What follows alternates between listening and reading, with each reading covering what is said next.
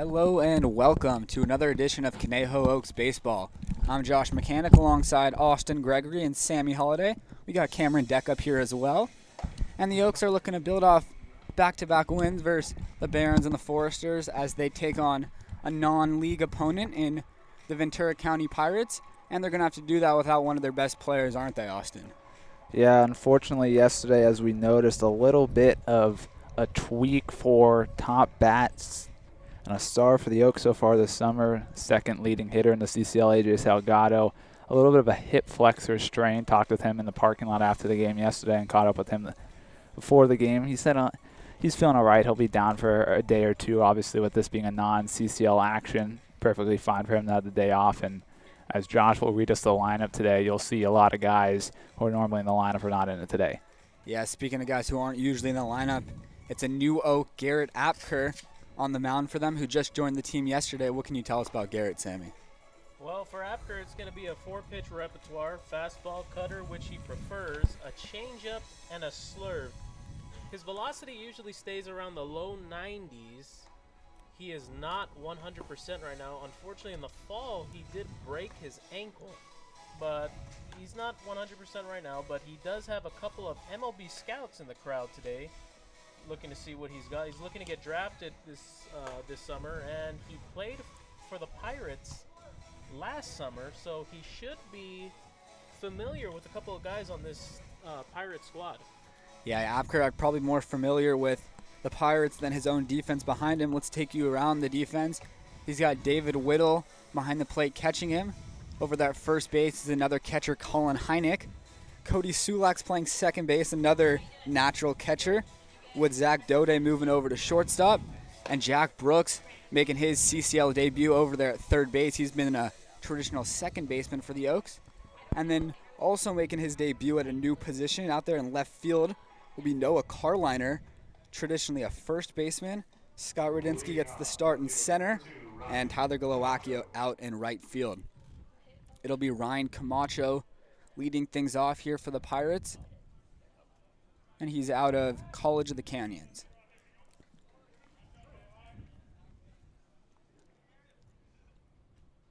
The first pitch from Apker misses just outside for a ball. Yeah, and Cam let us know a little bit of information about the Camacho twins at the top of the order, Ryan and Jovan. A lot of varsity playing time in high school, speed, bat, they do it all. And they're both from College of the Canyons, hitting 1-2 in the same lineup, which has got to be pretty cool for them and their family. Apker falls behind 2-0. Two pretty competitive misses, though.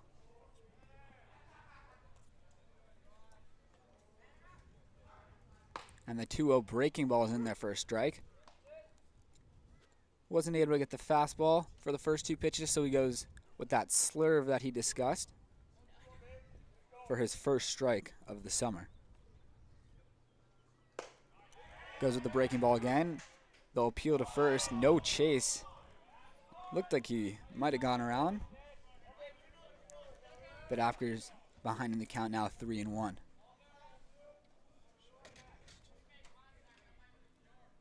see if Apker can work his way back into the count. We saw yesterday the Oaks were able to work their way into a lot of counts. And Apker comes back, chops back up the middle, and that'll get through for a hit to lead things off from Ryan Camacho. Yeah, good approach there from Camacho as he saw a pitch he liked on 3-1 and just chops it right back up the middle, and we see that talented bat of his early on. Yeah, and that'll bring up his twin brother, Jovan Camacho. They're the two corner outfielders today, with Ryan starting in left and Jovan starting in right.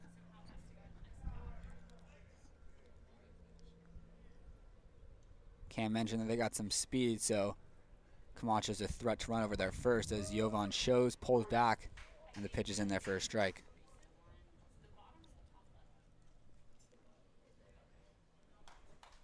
Apker's very tall out there on the mound at 6'5", so he's throwing downhill to a lot of these hitters.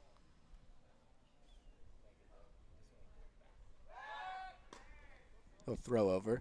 Yeah, and I made the business decision today. Obviously, Josh, you and I both out there during BP today. I saw you talking to Apker. He was standing up, so you felt belittled. I smartly waited till he was out behind doing his stretches. He was down on one knee, so I had the high ground for once against him. So Yeah, I was literally looking up the entire conversation as Jovan shows bunt again, pulls back. This time going with that slurve. There's a lot of guys you have to look up to, though, Josh. Yeah, that's true. that was a little uncalled for. Yeah, it's a little, I mean. And that was an unnecessary ricochet Some shot. would say, left some would field. say that was a low blow. Yeah. Yeah, when I have a conversation with Austin, I do have to look up a little bit. Yeah, I even have to look up at times though. Yeah, there's some big guys on this team. And there goes Camacho, who'll get in there as the pitch gets by Whittle. Unable to handle it. 2-1 now.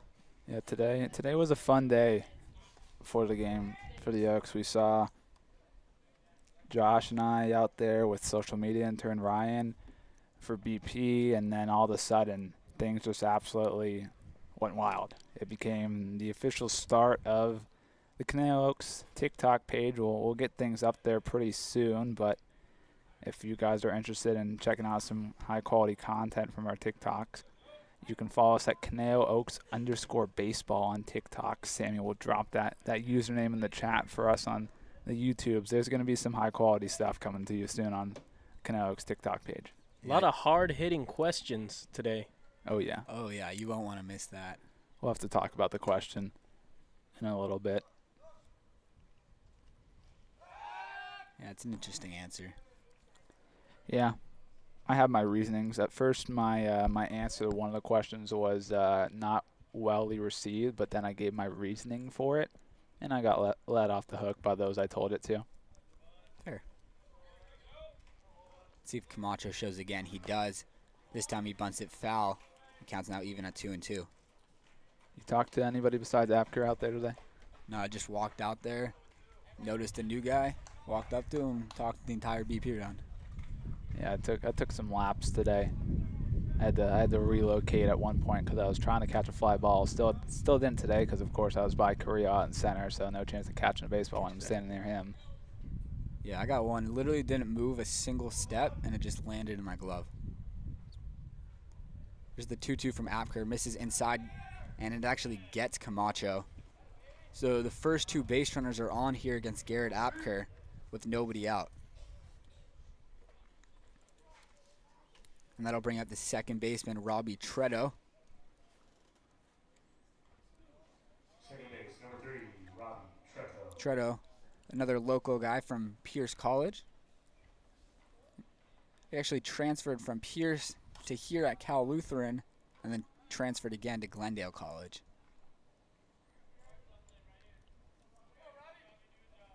You know Robbie Tretto, Austin? Cal Lutheran? He may actually be at Pierce if I'm reading the roster correctly, which is really hard to do, if we're being honest. And he lays a really nice Perfect bunt bunt. down. And just getting him is Csulak. Good throw there from Hynek. I wasn't sure if Cody Csulak was going to get over there in time, but he does. And that's just a funny play to watch because that's technically Whittle's ball there, but the traditional catcher, Hynek, comes all the way down from first to get that, and then the traditional catcher, Csulak, moves over from second to cover first. So we see again 3 catchers in this starting lineup today, as we see in the versatility of a lot of guys on this roster. As like we said, we've seen Karliner in the outfield today. Now we got the 2 traditional catchers in the infield. Brooks moving the third for the first time. Yeah, the versatility is huge for Coach Solis in this roster, as Apker gets a swing and a miss on Eli Patton, the third baseman. Sulak did a really good job right there of getting his foot on the bag. It looked like he was about to trip over himself, but he was able to gather himself and step on the bag for the out. Yeah, it was a bang-bang play, too, at first. Apker gets another swing and a miss. 0-2 now to Patton. Yeah, so I think Tretto is actually at Pierce now, if I'm reading it correctly. I think the one that's the first is, I'm going to guess, the recent one, because some of the guys have transfer portal, like Eli Patton, who's in the box right now, transfer portal, but says UCLA, so I'm guessing he's in the portal, not transferring to UCLA. Yeah, that would make sense. So he's in the portal, and he gets a swing and a miss. Great pitch there from Apker, going 3 straight fastballs. This time going the high heat and getting the chase. Yeah, we got to see the velocity from him there on the 3 pitches as he just went up, up, and up again with the 3 heaters and a nice big strikeout there to now have 2 outs with those 2 runners out in scoring position in the Camacho twins. And Daniel Lafferty, the center fielder, is at the plate. I think that last pitch was that cutter that he likes to throw. Got it up and in on a lefty. Very good pitch.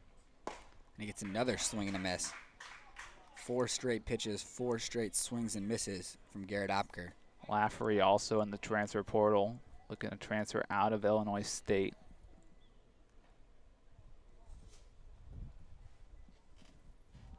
Well, you saw it in the first at-bat to Camacho. Apker didn't look like he had command of the fastball and cutter, but the last 2 at-bats, he's back on track. Yeah, and there was that cutter, and he gets it fouled back. 0-2 now to Lafferty. Yeah, when I did talk with Apker, when we focused up after we did some daydreaming about our Yankees together, he let me know that he hasn't thrown a live at-bat since the end of his season this spring and May. He did throw a little bit inside on the mound, but this is his first time facing live batters since the end of his spring season. Well, and that 0-2 pitch is dotted on the corner. Back-to-back 3-pitch strikeouts with second and third to end the first inning from Garrett Apker, who settles in nicely. We head to the bottom of the first inning with Brooks, Latta, Glowacki starting things off for the Oaks.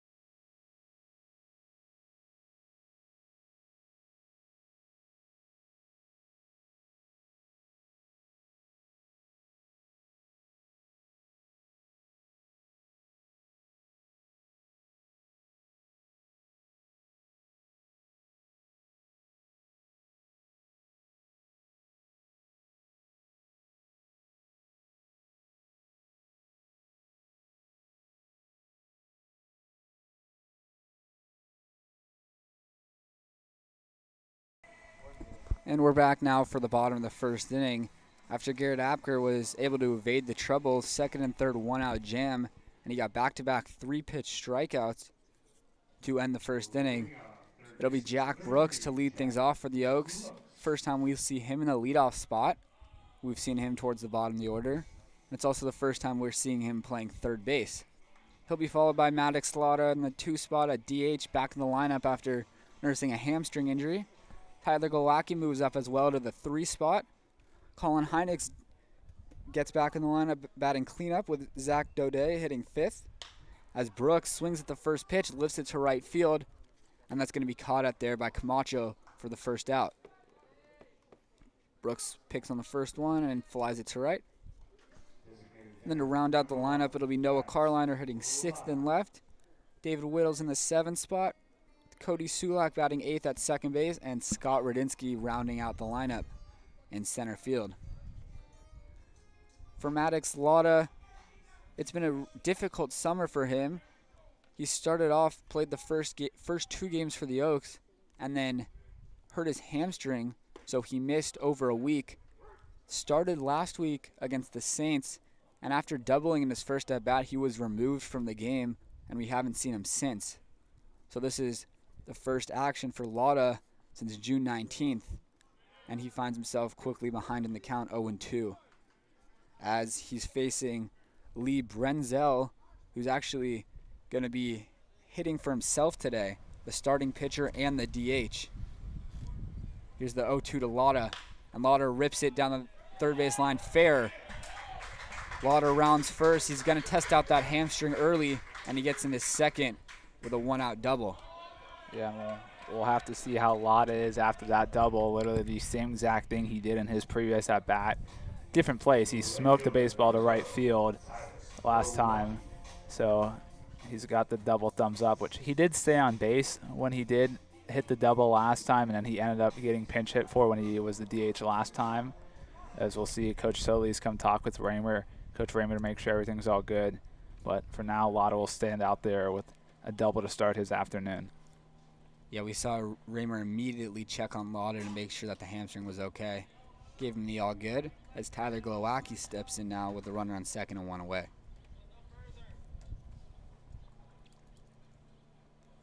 For Glowacki, he's starting to turn things around a little bit at the plate. Went 1 for 2 yesterday with a couple of RBIs.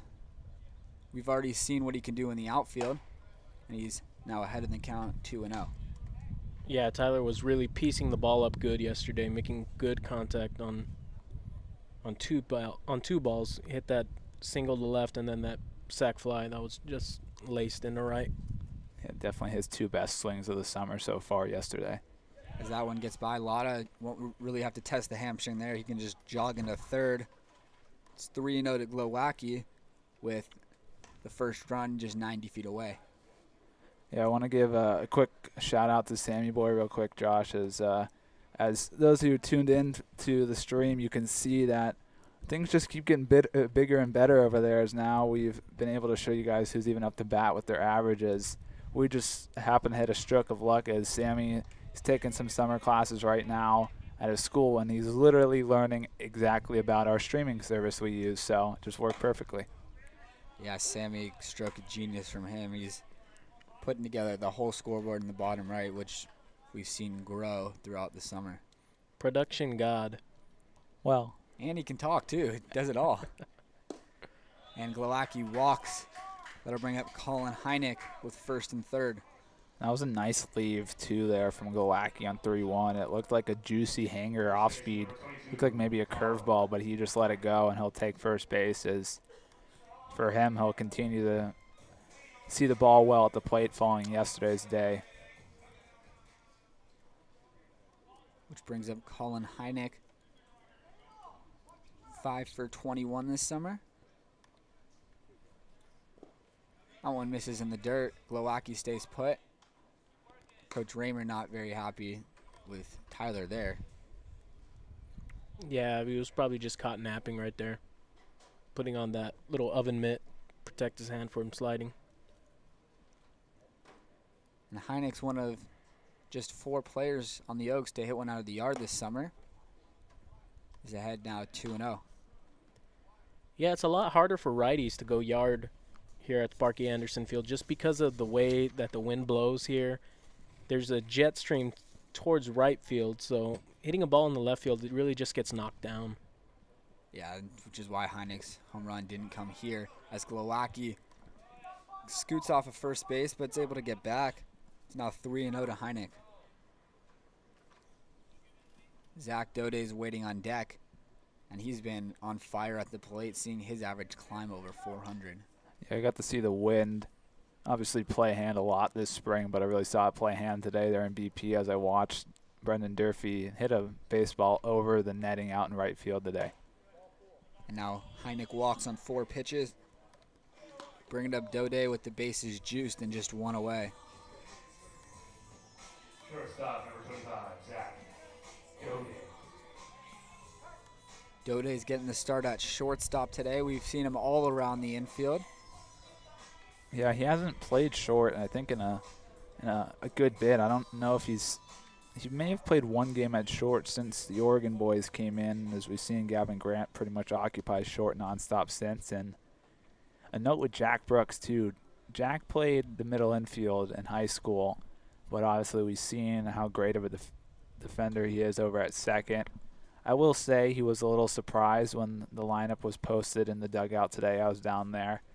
We were mid TikTok video production when he found out he was leading off and playing third after pretty much all summer. He's been hitting ninth and playing second, so he was a little bit in shock, but he's probably happy to be able to do so. Yeah, I'm sure he was happy to hear that he'll get more at-bats and a chance to try out a new position at third base. And for Daudet, he's working on a 6-game on-base streak, also a 4-game hit streak. Yesterday he went 2 for 2 with a couple of doubles. Scored a couple of runs as well. He takes a ball 1-0. The outing started very promising for Brenzel after a first pitch flyout from Brooks, but then it was the Maddox Latta double and back-to-back walks. Now he's 2-0 to Daudet. And it's been 10 straight balls after the first pitch strike to Glowacki. Daudet takes one. That gets in there. 2-1 now. Zach thought that one was a little high, and I think that's just because there's been 10 straight balls. Anything close, the umpire just wanted to give the pitcher a strike. That's a good lead there from Zach. He's ahead of the count now, 3-1. He couldn't give that one to him, though. Now that one misses too far down and away. There's nowhere to put Daudet with Noah Karliner waiting on deck.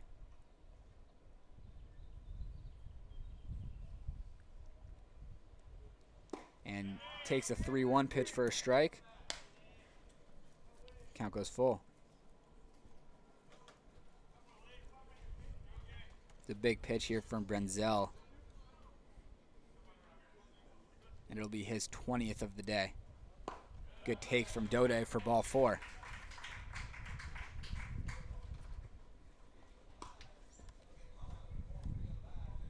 So the Oaks pick up the first run of the ball game as Maddox Latta comes in to score on the bases loaded walk. The bases are still loaded with just one away, and the left fielder, Noah Karliner, comes up. Karliner is getting his first start in the outfield today as he shoots that one foul. Yeah, and that was definitely a late swing decision there from Karliner, as it was almost a flail-like swing from him there, but we still just saw what damage he could do with his bat as that foul ball made it all the way deep to the parking lot. Karliner rips that one through the hole on the left side. It'll score one. Being held at third is Hynek, and the Oaks lead 2-0. We've seen really good swing from Noah there. Yeah, great swing from Noah. We've seen his bat come around a little bit the last couple of games after a slow start.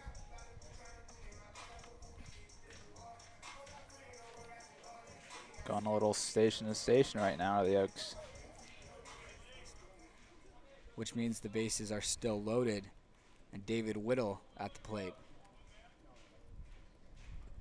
Takes a first pitch strike.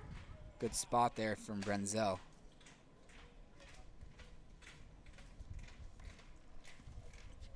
We've seen Whittle come up in these situations a couple times now this summer, and he always hits a double down the line. He's now behind in the count 0-2. Yeah, you mentioned the double for Whittle. He's actually 3 for 15 this summer, and all 3 of his hits are doubles. So he's got a flair for the extra bases. Here's the 0-2. Misses upstairs. Trying to go with the breaking ball is Brenzel, and he just couldn't get on top of it and misses up.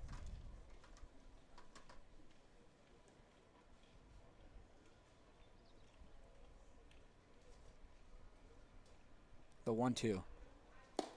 Whittle check swings, won't even appeal. Said he did go. Yeah, he went around there. Yeah. Tried to hide it, but when the home plate umpire calls it, you know you want. Yeah, and that brings up Cody Csulak, who is starting at second base today. He's also a natural catcher. He also isn't credited on our website with a hit. He takes a strike. Even though he should be.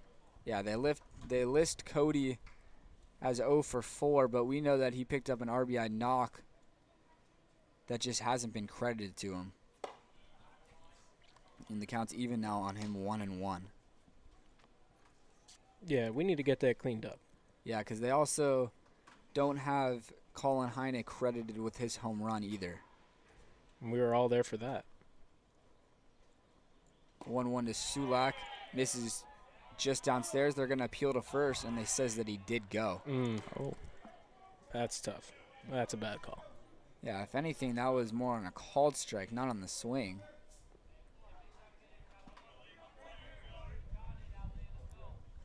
And I just saw Coach Raymer tell Karliner to just run the second he sees the hands break on the swing. It's 2-2 now. Yeah, and obviously, as many of you know, we weren't able to have audio or really that great of a stream on Sunday in Compton against the Barons. Sulak swings and misses. And there was some shenanigans between the umpires and the coaching staff, and today's third base umpire is Sunday's first base umpire, so we'll see if anything carries over. And we head to the second inning with the Oaks leading 2-0.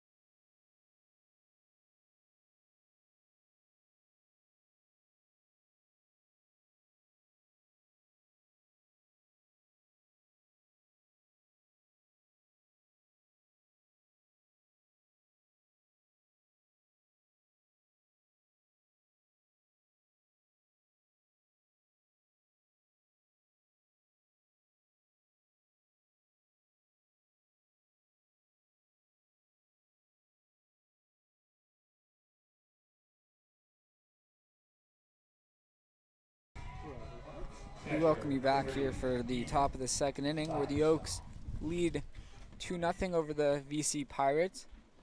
Garrett Apker is back out there for his second inning of action for the Oaks.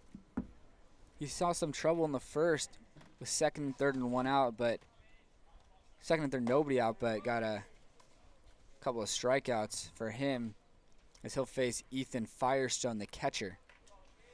Yeah, it was a great job of working out of trouble by Apker. And he gets a strike on the cutter there.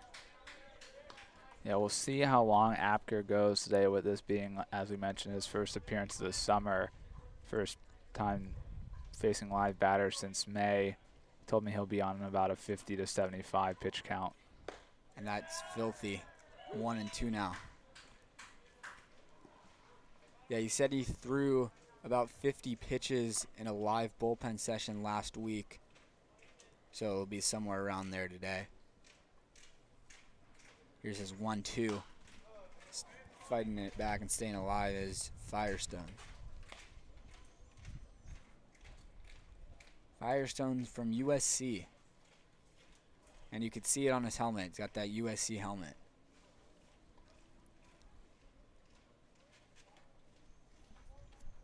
Apker trying to sit him down. Here's the 1-2. Taken outside. Breaking ball started in the zone. A lot of movement on that slurve. Yeah, there is a lot of movement there. Surprised to see Firestone take that so easily. Slurve's got to be like one of the most disgusting pitches a pitcher can throw. Yeah. If they can really get on top of it, yes, sir. Firestone continues to stay alive. Yeah. I feel like as of late, too, some pitchers have just, I don't know how they do it. The movement on sinkers we see nowadays is just unreal. I don't know what it is. No, the best is the Joan Duran splinker. Yeah, that one's disgusting, too. 2-2, got him swinging. Blows it right by him for his third straight strikeout.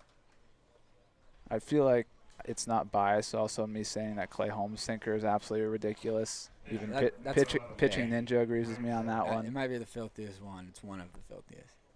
Yeah, I mean, you're pitching to a sub-1 ERA. The way these guys. All right, that's enough. I'm just saying in general. That's enough. Enough Yankee talk. At the plate. It's the pitcher today for the Pirates. He's also the designated hitter as well. Speaking of designated hitters, I read Mookie might be back as a DH for the Dodgers before the All-Star break.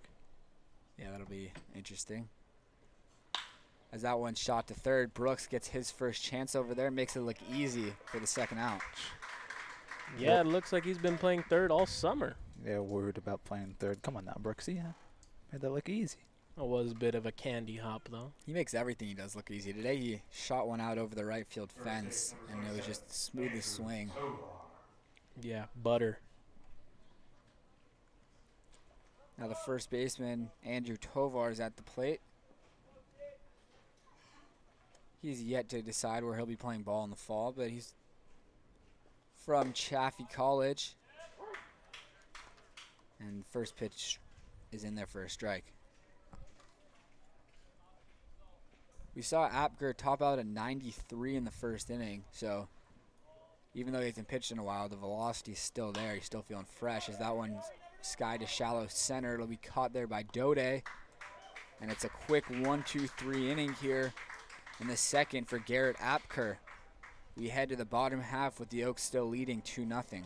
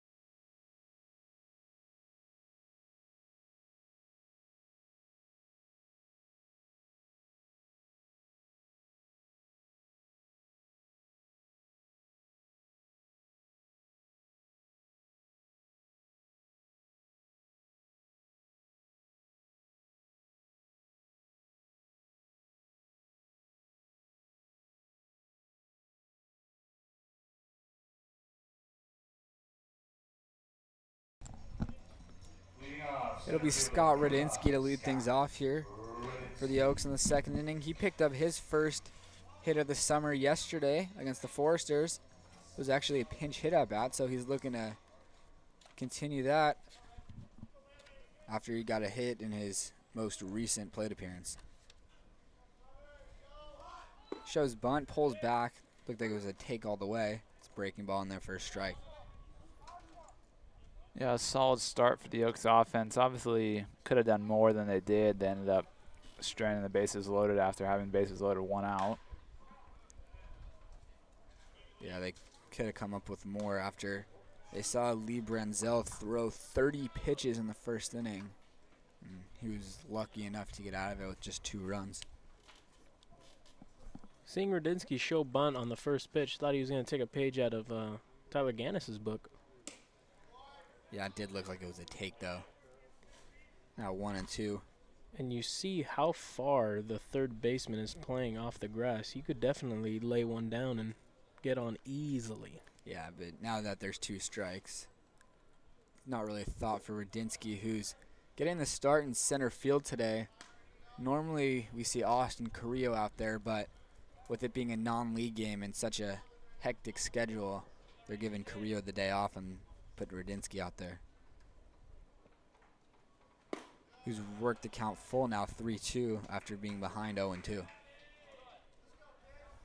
Yeah, this stretch coming up is going to feel a lot longer than it actually is. 5 road games in the next 7 days. Yeah, 5 in a row for the Oaks. So Radinsky crushes that one to deep left field. Foul. Oh. And just like Sammy talked about, the entire dugout got out to look at that ball. I mean, the wind just destroyed that baseball. Yeah. It's so hard for righties to get out of here. We saw Noah Karliner today during BP hit 3 balls off the top of the wall in left center. Yeah, he got some chirps from the guys in the outfield about that. 3-2 to Radinsky, who stays alive. Good win from him there. Getting a lot of props from his dugout for this at-bat. He was down 0-2, took some quality pitches and fouled off a couple. He's already seen 7. The 8th pitch of the at-bat, Radinsky goes down swinging. 3rd straight strikeout for Branzel, and the top of the order for the Oaks will come up, and Jack Brooks. Jack Brooks.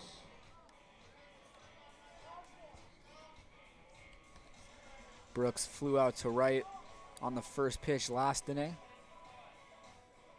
And we saw him make a routine play at third base, but it's just worth noting because it's his first start. He lays a bunt down. It's beautiful, and he's going to beat it. That leadoff spot in the Oaks lineup loves to get bunt singles. It's Jack Brooks lays one down to get on first. Little follow in the footsteps of his future Oregon teammate right there. Yeah, it must be an Oregon thing. Yeah, Tyler Gannis loves doing that. Brooks doing the same now as Maddox Latta steps in. We saw Latta lace a double down the left field line in his first at-bat in quite some time.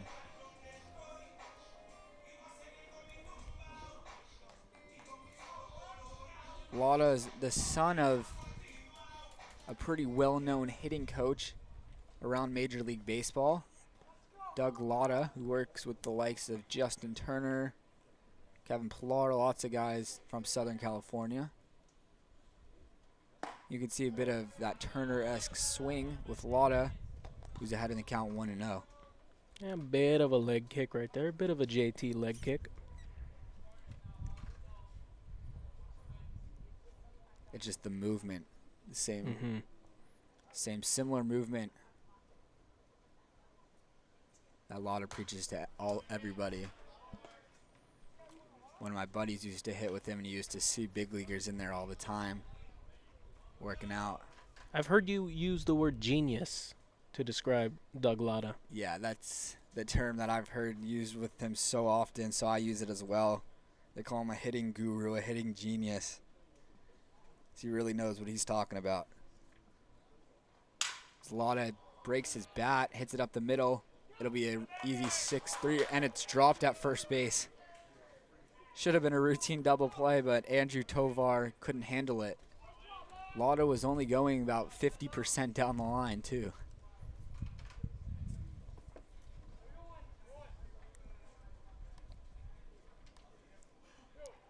So the Oaks catch a break as Tyler Glowacki will now get to hit this inning with Latta on first base.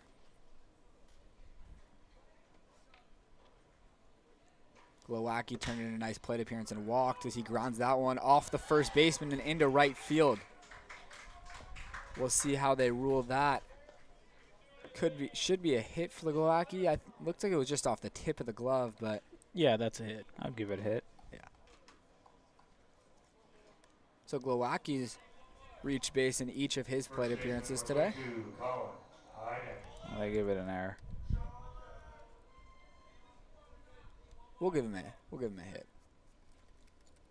We'll have to talk with the guys downstairs. That's a hit.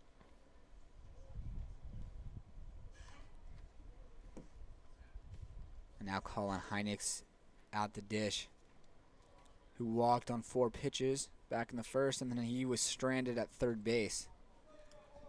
Sammy, Yes, sir. did you and Hynek settle your bet yesterday? It was settled. It was settled. The terms will remain a mystery. I said that yesterday. We're The not. terms will We're not remain a mystery. displaying what the terms were. I just want to know if if things were settled. Yeah, I heard they were. The first thing Sammy tells me today, terms were settled yesterday. Good. I want to make sure we didn't have to hunt him down.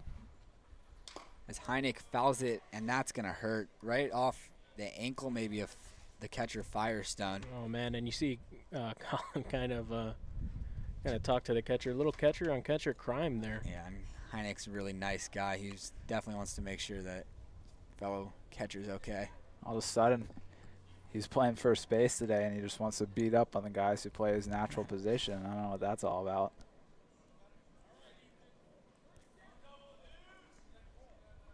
Yeah, and the umpire doing a nice job of giving Firestone time there. You see Hynek get a lot of nicknames over the summer. Georgia, Double Deuce. Double Deuce. Yeah, I like Double Deuce. I like Double Deuce, yeah. Aunt Aaron in the chat, she said Double Deuce is his first plate appearance when he drew a walk. All right, so Shout out to our Georgia viewers. We're big down in Georgia, boys. I guess we're gonna be calling Colin Hynek Double Deuce from now on. Double Deuce, Double Juice. They probably both work. Yeah, true. Double Deuce, Pup, Hynek, Georgia, Georgia. Big Southern, Southie. Got a lot of nicknames. And one of them should also be the team Bet comedian. loser. Bet loser. No, that doesn't that doesn't roll off the tongue quite as well as Double Deuce. Here's the 1-2 to Hynek, who goes down swinging on the breaking ball. So the Oaks get a couple of guys on, but nothing to show for it. Before we head to the third, don't forget to like and subscribe to the YouTube channel and hit the notification bell while you're at it. We head to the third inning, Oaks leading 2-0.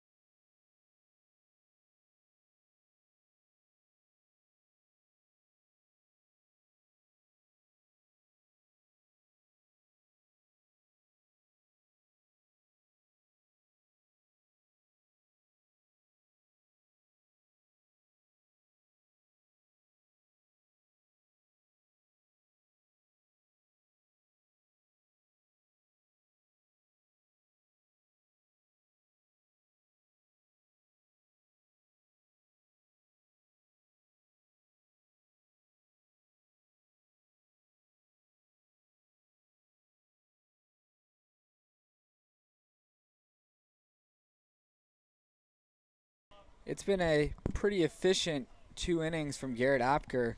He's got out of some trouble in the first and then had a 1-2-3 second. putting his pitch count at 28 through 2 with 3 strikeouts. He's been sitting around the low 90s. Apker fires a first pitch strike in there to Angel Alamon, who fouls it off. Alamon is the shortstop today. He was the one who should have turned that double play, but Tovar was unable to handle it at first. He actually would have doubled off his future teammate, Maddox Latta, as Alamon goes to Cal State Fullerton, where Latta will be attending in the fall. That was a nasty pitch to get ahead 0-2. Yeah, the filth continues to come from Apker. Really starting to settle in here. Yeah, we saw it after the sacrifice bunt, those back-to-back 3-pitch strikeouts. And that one's shot back up the middle. Csulak cuts it off, throws on the run. Beating it out there was Alamon for an infield single. Ball was hit just way too softly for Csulak to make a play there. Yeah, and for Apker, he went back with the fastball on 0-2 after fooling Alamon with the breaking ball, and Alamon was able to get the bat head around for the hit. That'll bring up the top of the order in Ryan Camacho, who led things off with a single back in the first. Camacho reached third with just 1 out and then was stranded there after those 2 strikeouts. Takes the first pitch ball.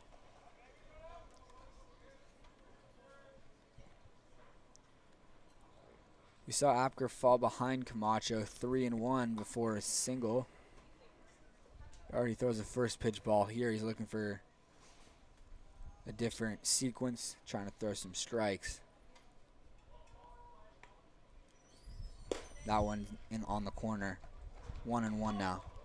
No, umpire actually called that a ball, I believe. How? I don't know. But he did not make a strike call. Are you seriously? He didn't lift up that right arm. So it's 2-0 then to Camacho.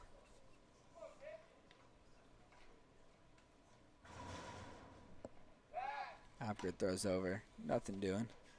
I don't think anyone noticed that because everyone just assumed that it was a strike. And it should have been. It was right there. I mean, it was black, but more white than black. It was more on the zone than out, and that one's a strike. That one was more out than the last one. Okay, well we'll just flip pitches there.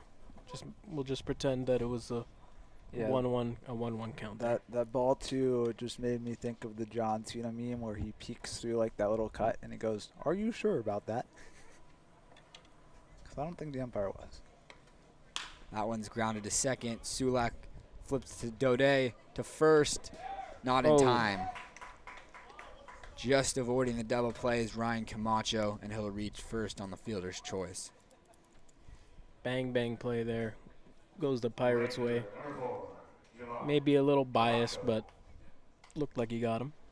Yeah, and we do have to say real quick, credit to this guy right here, Cam. First successful scouting report. Let us know Camacho was quick, and he was quick down the line to beat out the what should have been double play ball. First thing Cam's done for us all summer. Thanks, Cam. As his twin brother comes up, who's faster, I believe. And he takes the pitch in the dirt. Am I correct in that, Cam? If you ask him. Okay. Well, Cam's doing a great job today on the TrackMan, pressing the buttons. Yeah, new system today. Just installed here on Monday during the off day. Right above our heads. Apker said it's a program he's used to and he really enjoys. He just started using it recently and really loves it. 2-0 now. For those of you not familiar, TrackMan tracks everything for you. It'll get your pitch velocity, spin rate, does it all. And it's been becoming more and more modern, more and more used in the collegiate baseball world, as it's now installed here at Cal Lutheran. Good pitch there from Apker to get the chase. 2-1 now to Camacho, who walked back in the first inning.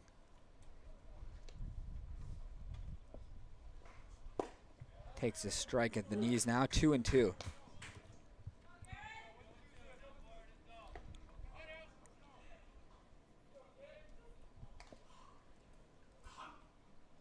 Robbie Tretto's on deck. As we see Camacho really shorten up and choke up with 2 strikes. There goes the other Camacho. The throw from Whittle goes into center field. Camacho heads to third, and he'll be in there. As that one gets by Brooks, but Apker's there to back it up. Got to be frustrating for him as Camacho goes first to third on the stolen base in the air.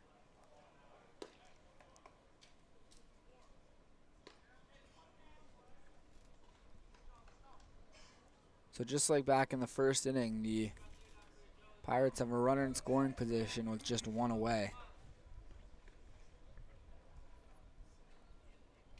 Counts full 3-2 on Jovan Camacho. It's a good contact bat. It'll be a tough strikeout here from Apker.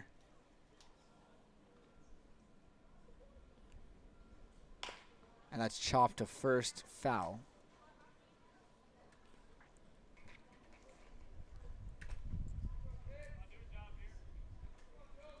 Apker looking to repeat what he did in the first with the runners in scoring position, where he went back-to-back strikeouts.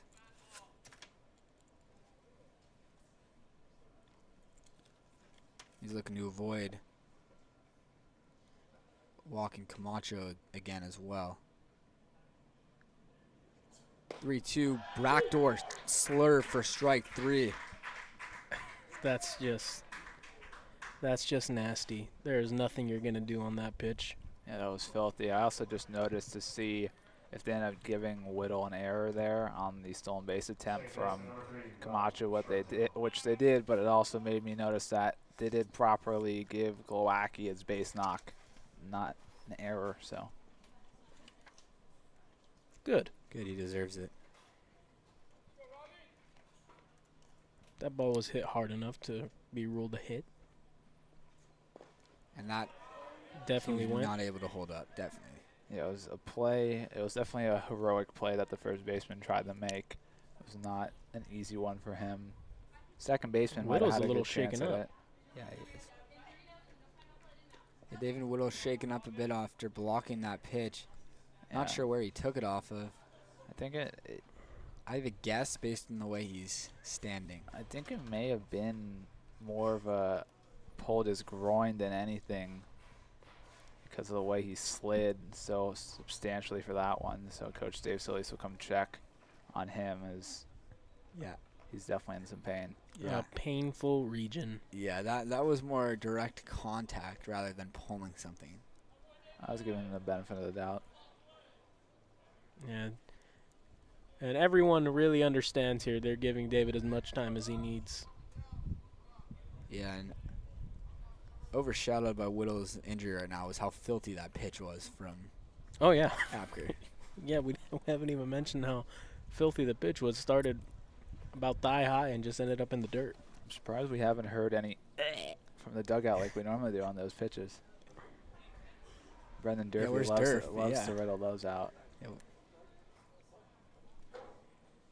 Well, Whittle's back down there in the crouch. Apker's ready to fire the 0-1 to Tretto, who takes this one, and Whittle is forced to go down and block it again. Seen some trouble with wild pitches and passed balls for Oaks catchers with runners on third base, so it's a good sign to see Whittle block back-to-back breaking balls in the dirt. Yeah, a lot of added pressure on a catcher with a runner on third, and especially with 2 out. This time he goes fastball and it's fouled back over our heads. 1-2 now. First official at-bat of the day for Robbie Tretto, who laid down a sacrifice bunt his first time up, in which he nearly beat it out as well.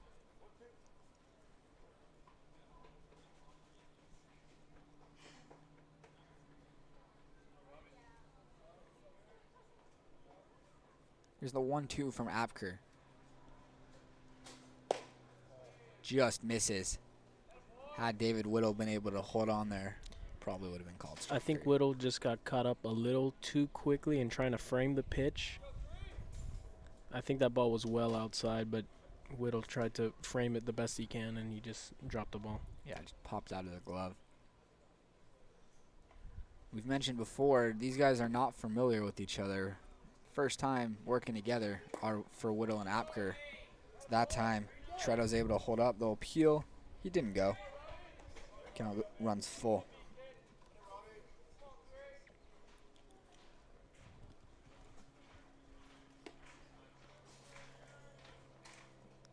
See if Apker goes to his bread and butter, the cutter here, 3-2. He goes with that filthy slurve. He's already got Tretto on a couple of times. He just tries to blow him away with the fast. Goes fastball, misses outside. And the Pirates will now put runners in the corners with 2 away. And Eli Patton coming up. Third baseman, number 35, Eli Patton.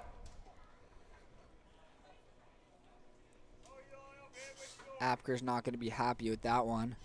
After having Tretto in a 2-strike hole, he ends up losing him. And he's now thrown 20 pitches this inning. Yeah, you don't really like walking anybody with 2 outs in the inning, especially when you were ahead in the count before the during the at bat. And now they got their dangerous cleanup hitter at the plate who struck out on 3 pitches with 2 outs and 1 on back in the first. There goes the runner, lifted up in foul territory on the left side. Brooks makes the play, and Apker evades the damage once again. The Oaks still lead 2-0 as we head to the bottom of the third. It'll be Daudet, Karliner, and Whittle due up for the Oaks.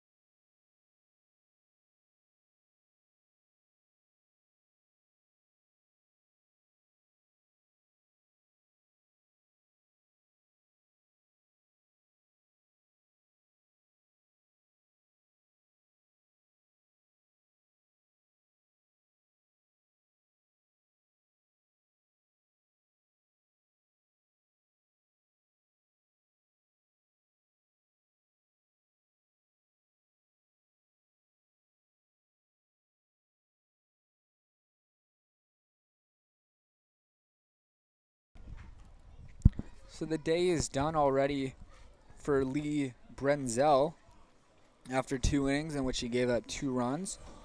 He struck out 4 batters, but he'll stay in the lineup as the designated hitter.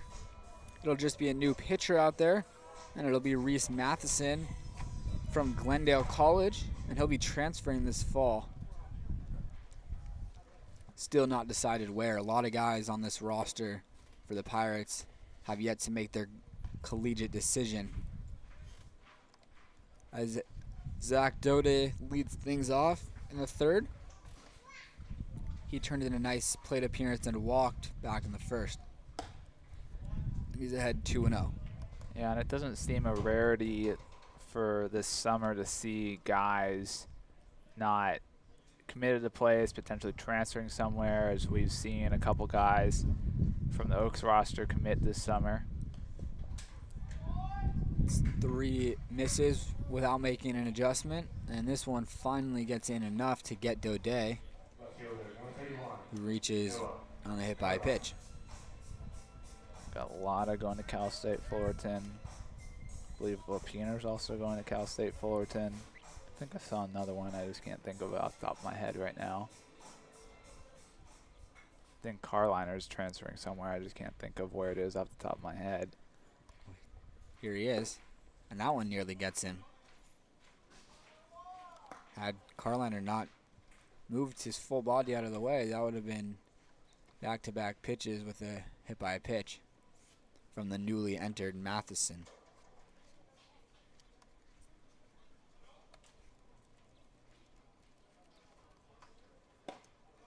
Karliner takes a strike. He shot an RBI single through the left side his first time up. It's a really good piece of hitting from him there.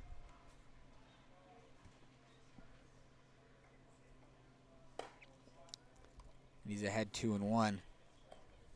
As Reese Matheson is having some trouble finding the zone since he's entered. He's missed inside 5 times on 6 pitches.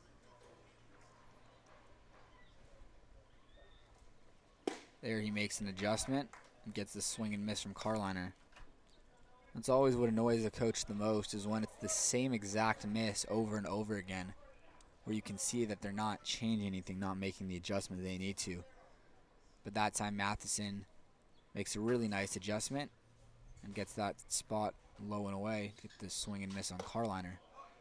Misses up and in. Count goes full. Last couple days we've seen during warm-ups Karliner doing a little throwing action, little pitching. Maybe he's trying to become a two-way player. Yeah, I think it's more of just like he likes to have fun. He's goofing off. Yeah, Karliner, big fun guy. As he hits that one through the left side, his second hit in as many at-bats. I mean, I saw him throw a splitter that actually looked pretty good. Looked like it could generate some swing and miss. Yeah, he was working on actually a sidearm slider. That's what he was trying to successfully maneuver, but Sidearm slider? We have a... I think our good friend Cam could help him out with that. A sidearm slider within our crew. I also saw a couple of the actual pitchers working on some knuckleballs in the outfield today, too. you see that position player who came in for the Indians throwing a knuckleball yesterday? I did not, but...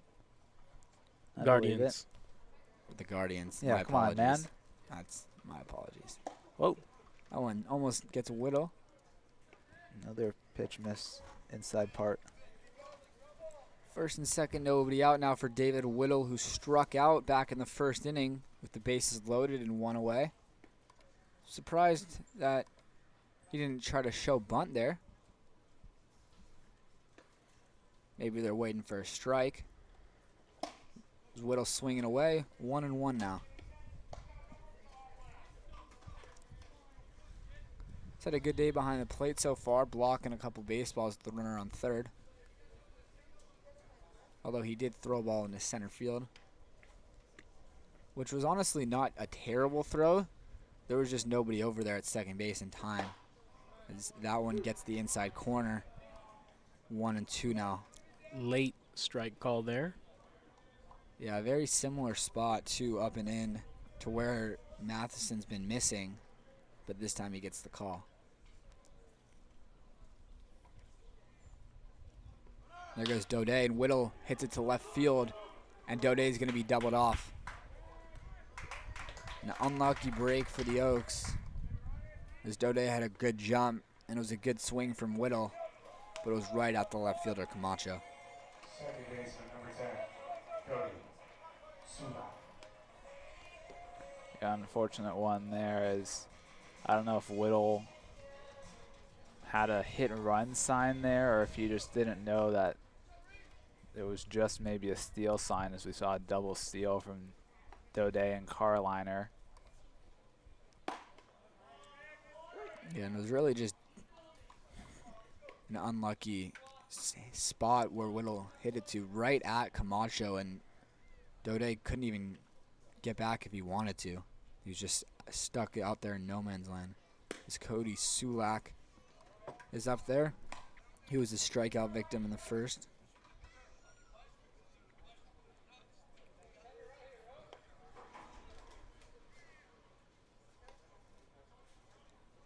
Second catcher in a row to hit, as he's a natural catcher playing second base today. And he's behind in the count 1-2.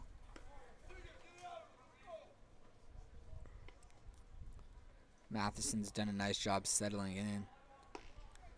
To the hit by a pitch and the walk.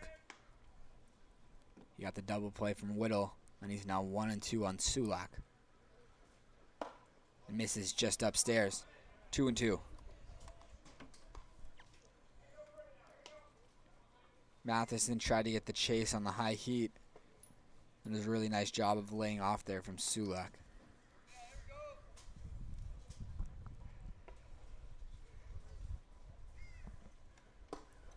Two misses. Count goes full. It's a good take there from Csulak, and Karliner will be on the move now with the full count and 2 outs. Not something I'm sure he's used to doing.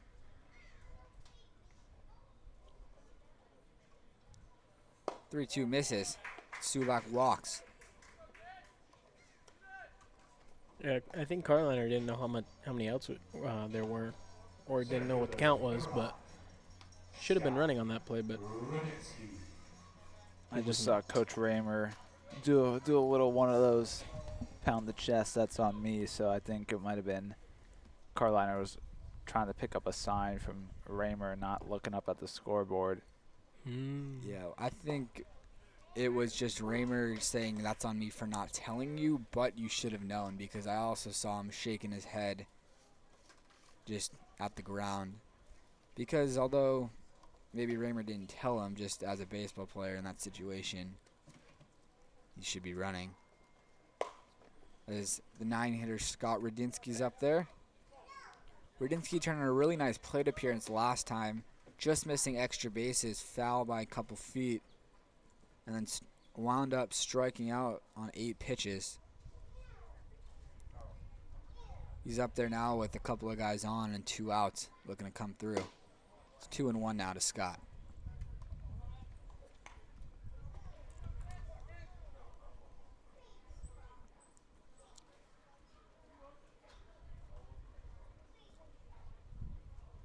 Matheson's had a bit of trouble since entering out of the pen.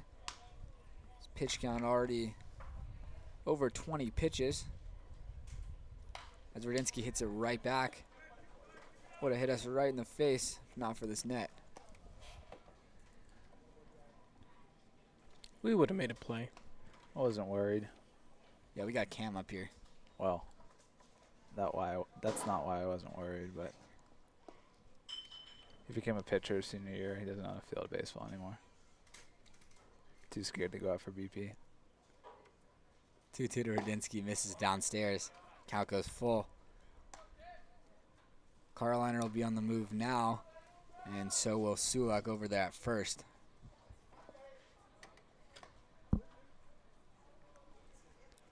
Once again, Radinsky turns in a nice at-bat and runs another count full. And this time he goes down looking. Late call there from the home plate umpire, but Radinsky goes down on strikes as we're a third of the way through this ball game. The Oaks lead 2-0 as we head to the fourth. Ladies and gentlemen, if you will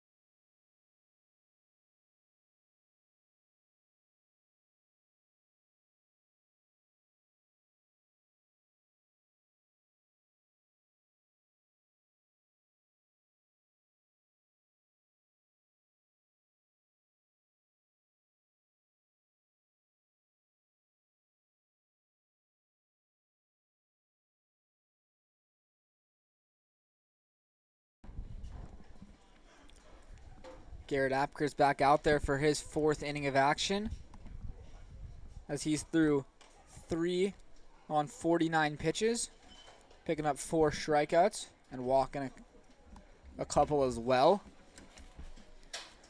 For Apker, when I was talking to him pregame, he told me that he just wanted to throw strikes.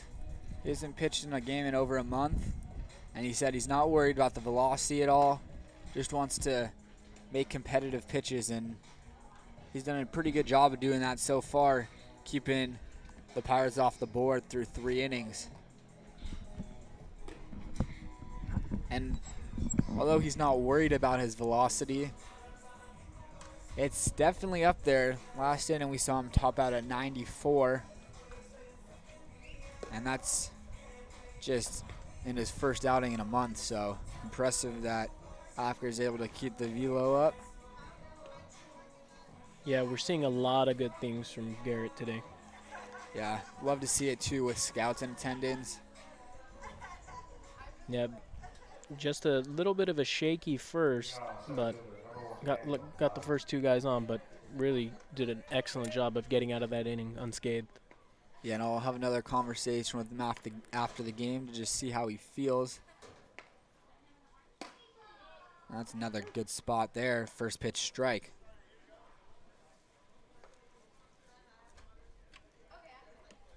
Apker definitely will be one of the harder throwers on this Oaks roster. So that one just misses, counts even at 1-1.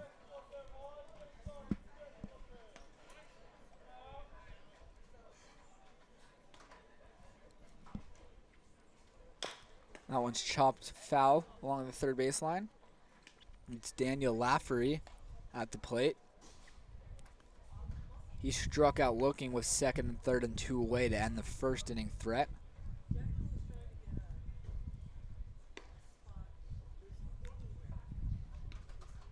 Apker's done a nice job showcasing all of his pitches. Versus 1-2. Doesn't get the chase. Yeah, it doesn't look like it's his first start of the summer out there. It looks like he's been pitching for a while. He definitely looks comfortable, as I believe David Whittle's mask just broke. So he's going to have to either go get it fixed or get a new one. There's five catchers on the roster, so there's got to be a billion masks in there. Looks like he just took out one of his backup ones.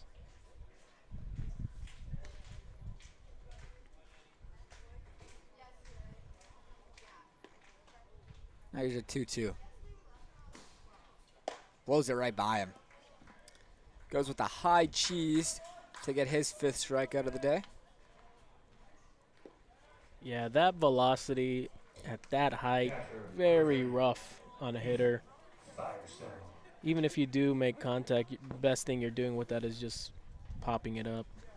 Yeah, perfect location. Yeah, absolutely perfect location from Apker, who gets his 5th strikeout, and he'll now face the catcher, Ethan Firestone, who he struck out back in the 2nd. Goes with the first pitch to get a strike. With the pitch count on Apker being around 50 to 75 being the max today, you like the aggressiveness he has early in counts, really going after hitters, knowing that his outing is limited today. Yeah, which is something that he talked about pregame. Just wanted to make sure he makes competitive pitches because he knows that with his stuff, if he stays in the strike zone, he can blow by guys. It's 2-1 now. Yeah, I'm sure it's a combination of that, but I'm sure that's probably just his natural approach. I mean, the first pitch strike is such a key stat for pitchers nowadays that he just does a really great job with it. And, you know, to be able to get through hopefully 4 innings here, it's going to be, you know, good for him to have 4 solid innings with the limited pitch count he had today. And he gets his 6th strikeout of the day. 2nd time Firestone has gone down. Yeah, and this is going to be the last inning for him. Not sure who is warming up quite yet. Brendan Durfee's waiting down there for whomever's going to be coming in. Evan Gray's down there, but obviously Gray's not pitching today as he just started on Sunday. Yeah, Gray just there to protect the bullpen from any foul balls. That was an ugly swing there from Branzel. A little sword there. But yeah, Gray really seems to like being the protector of the bullpen on his off days out there. It's always having Gray going down there. As Branzel went 2 innings today on the mound, but he'll stay in the lineup as the designated hitter. There is somebody up in the Pirates bullpen. Yeah. Looks like number 35. Well, that would not make sense unless... That's Patton. Yeah, Eli Patton. Two-way guy, maybe. Patton's unless my eyes deceive me, that definitely looks like a 35. That's the starting third baseman, Eli Patton. That 0-2 pitch just misses. And it's Danny Velos who's going to be warming up in the Oaks bullpen now. Oh, Velos is actually the only guy on this roster that Apker was familiar with before joining the Oaks, as they both played on the Pirates together last summer. It was 1-2 misses. Yeah, Velos was one of those pitchers I saw working on a knuckleball in the outfield today during BP. Don't think we're going to see it from him. That might have just been a little Noah Karliner-esque. Just a little goofing off. I don't know. Just a little showing it. 2-2. Check swing. They're going to appeal. He did go. Apker strikes out the side on some filthy pitches, making the Pirates hitters look silly. And if his day is done, boy, was it a successful summer debut. We head to the bottom of the 4th inning with the Oaks still leading 2-0.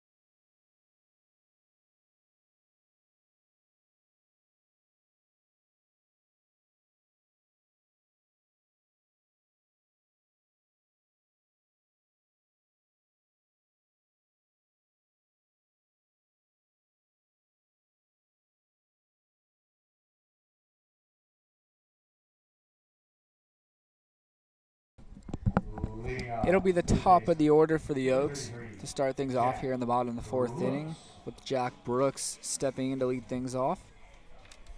Brooks laid down a bunt single his last time up, and he also flew out in his first plate appearance, so he's 1 for 2 today, making his first start of the summer at third base.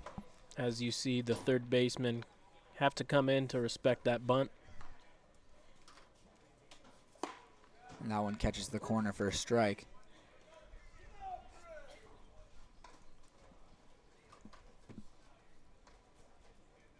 So not sure exactly if Eli Patton was throwing to go into the game to pitch, but I believe he's back out there at third base.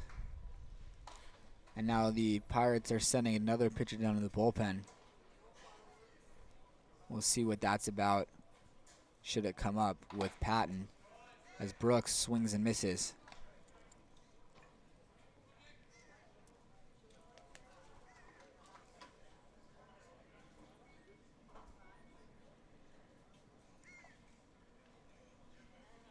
Brooks has shown a lot of promise with the bat, which is why we've seen him jump a lot in the order. He skies that a mile high in foul territory.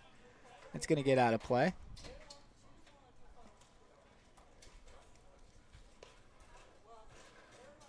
Brooks has been swinging a hot bat as of late. And he's got himself a nice little 3-game hit streak and a little 5-game on base streak as well. And he's got the count now even at 2-2. Quality at bat turned in from Brooks. Has seen 5 pitches so far. He's a guy that's done a really nice job of getting on base for the Oaks this summer. Also not striking out too much. He just looks real comfortable up there. Real comfortable in the box. Has a good knowledge of the strike zone. Really commands an at-bat real well. And we're seeing that this plate appearance, that discipline. As he was behind in the count, now he's got it full. He winds up going down looking. Good pitch there from Matheson to get his second strikeout. Hitter number 1, Maddox Latta. And both strikeouts from Madison have come on that same pitch. A fastball. It was on the outer half to Radinsky, the righty, inner half to Brooks, but that fastball in the corner to get the strike 3 looking, which will bring up Maddox Latta, who gets hit on the first pitch. Luckily, that barely clipped him, but hopefully that's not the hamstring that's been troubling him, Right fielder number 12, as it did get his left leg, but just barely.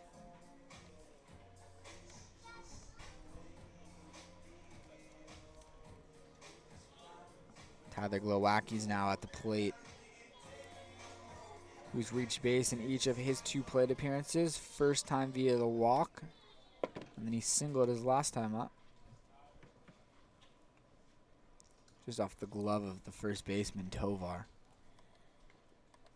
Glowacki takes the first pitch up.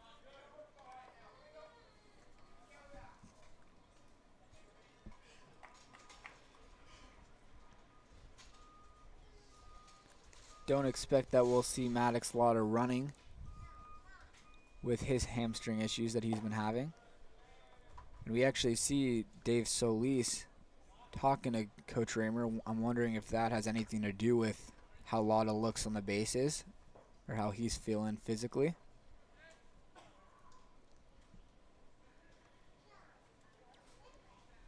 It's 2-0 to Glowacki. Now it's 3-0 to Glowacki as that one misses well outside. Nobody's throwing yet in that Pirates bullpen. They got a couple of guys down there stretching, along with the bullpen catcher as well, but nobody started throwing yet.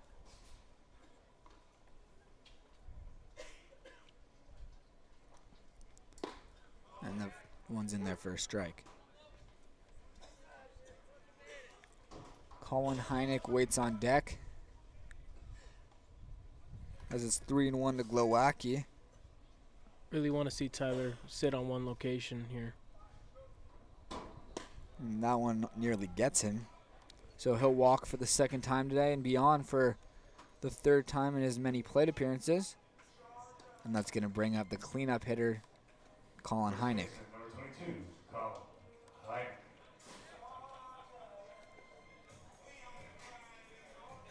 And that'll now start the action down in the Pirates bullpen, as they do have a right-hander throwing now. Hynek walked in the first and struck out in the second, and he hits that one to left field. It'll drop for a hit, and Latta's going to be sent home. Here's the throw to the plate. He's in time. Throw goes to second, and Hynek's in there. Well, Trey Turner slide from Hynek at second there. Oh, yeah, definitely looks smooth there. Yeah, you guys should tell him that after the game. Oh, we'll let him know. I'm sure he'll appreciate it. Shortstop number 25, Zach. Good swing there from Colin Hynek, and you love to see Maddox Latta scoring from second there and sliding in safely with no trouble either. And Hynek shows off the wheels by advancing to second base on the throw to the plate.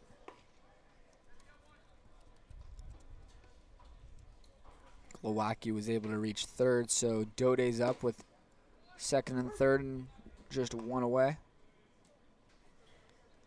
Daudet's been on twice today. He walked with the bases loaded and also got hit by a pitch.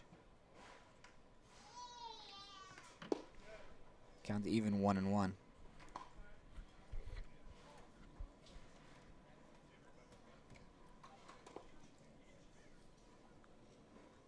The Oaks have had a base runner on in every inning thus far, but this is the first time since the first that they were able to capitalize. This one misses upstairs. It's 2-1 to Daudet.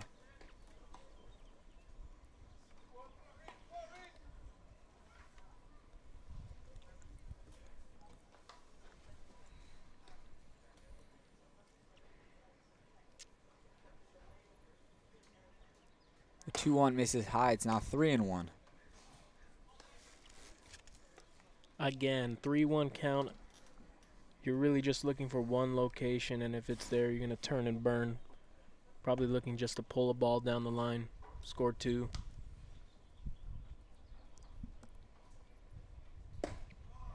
And that one's a late strike call. Count goes full. Daudet's saying something to the umpire. Been seeing that a lot with this umpire, really taking his time with that strike call, especially on pivotal counts. Yeah, he did it again there. It's now 3-2 to Daudet. Takes a pitch in the dirt. The bases are now loaded with just one out. And Noah Karliner coming up, who's already 2 for 2 today with a couple of singles.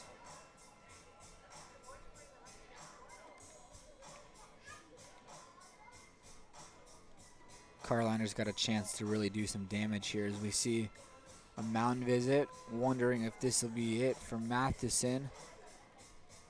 He struggled a bit since entering last inning.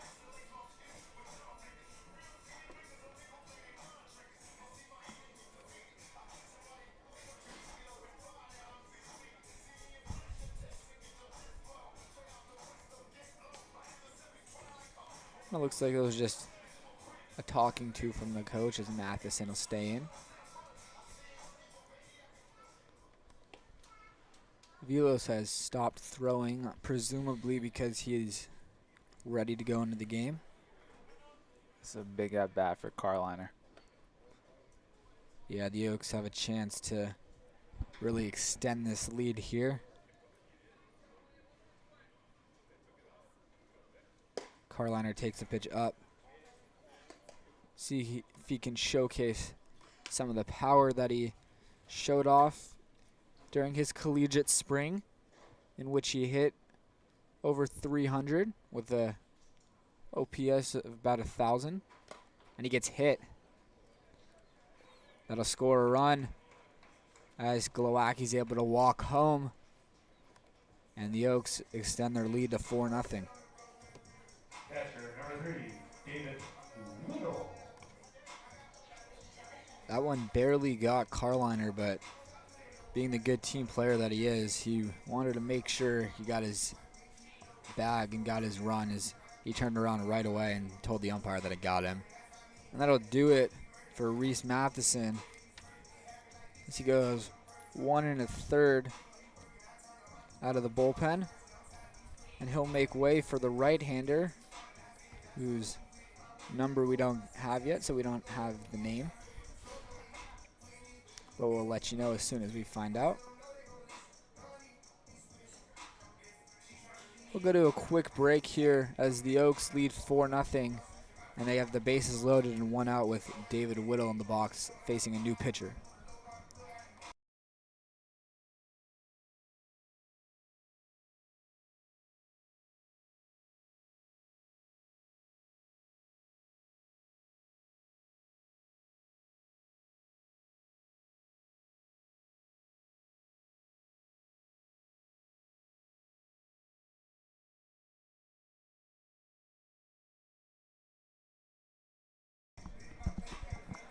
All right, so before we get back to game action here, we're going to take this time to talk about the famous question that our great PA guy, Jackson, was asking the players about on TikTok. So, Austin, would you like to answer the first question? Who on this team has the best lettuce, the best hair? It's a tough toss-up. I was not controversial. Cam's saying him, which is not even close. Cam won't even crack the top 5. But It's a little rough, man. Cam's got a nice dude, I could head on him. name 5 guys on that team better than Cam. All right, well, now. name who's number 1. It's kind of tough, but you got to go with the luscious locks of Tyler Gannis. He took the ponytail down today. It's unreal. It is. Also, I'll give a shout out to Salgado as well. He's got a nice head of hair on him as well, but that was not my controversial answer that I quickly redeemed myself on. That was for the other question which was does pineapple belong on pizza? To which I said no, but my reasoning is because I don't enjoy hot or warm fruit. Yeah. I prefer it in smoothie. Hotter, like so not even like an apple pie or a peach cobbler? No. Really? I'm not really a big dessert guy either. Mm. I'm more of a candy guy, as you guys know, from my pound bag of sour gummy worms I bring on the road with us. And it was over a pound, just for everyone's Yeah, it was a information. little over a pound. It's less than a pound now, though. Yeah, it's still working on it. It's been over a week. Put a big dent in that, huh? It's hard. Trying to call the game and eat gummy worms at the same time. Put a dent in it on Sunday, though, when we weren't able to call the game. Yeah, and the new pitcher for the Pirates is DeAndre Carter from Cal State LA, teammate of Oaks third baseman AJ Salgado, who's got those luscious locks that Austin was mentioning. Yeah, I was thinking about a guy, underrated hair on the team. Evan Harmon, he's got a nice. Oh, Harmon's got. He's got some nice hair. Harmon's got a great head of hair. We were standing back in the training area, and it was Harmon, Brandenburg, Salgado, I think Glowacki, Mike Stanford was in there Mike too. Stanford, and Charlie Adamson. Great group of hair right there, and that's why I said I could name 5 guys better than Cam. All 6 of those better than Cam. Yeah, that's true.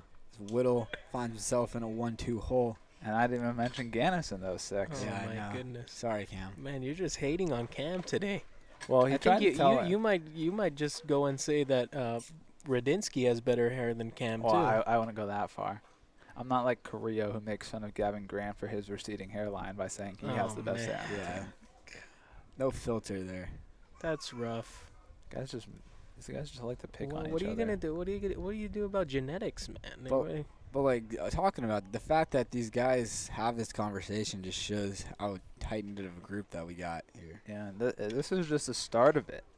This was only the first 2 questions of the summer, the official start of the TikTok page, as I mentioned. There's a slew of questions, one I'm definitely looking forward to. We even got some of the coaches involved with the questions today, too. There's the 1-2 to Whittle, who hits it to left field.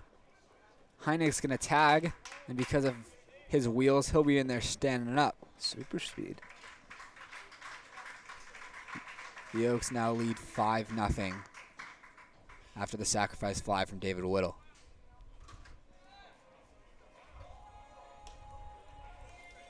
Very similar to his double play last inning from Whittle. Very similar swing, lacing it to left field. But this time, he had the bases loaded, and Hynek was able to come in and score easily.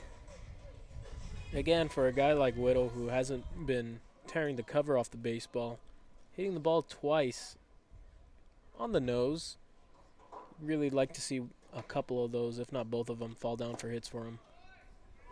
That time, though, he was able to pick up the RBI with the sac fly.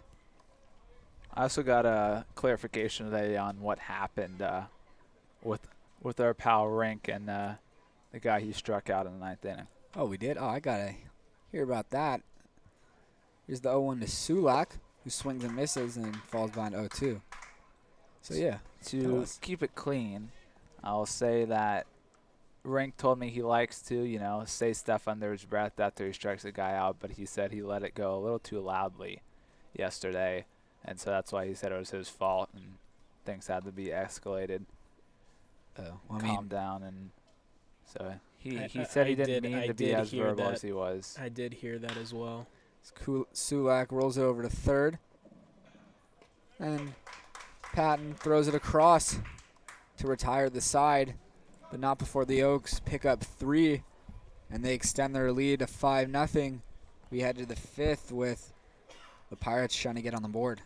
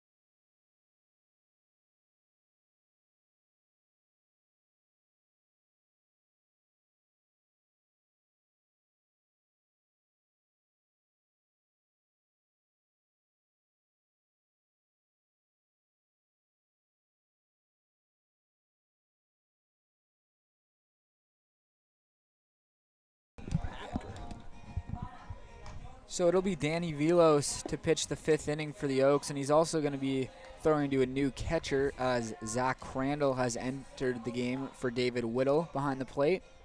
It was a really good day for Garrett Apker, who finishes off his pretty summer debut.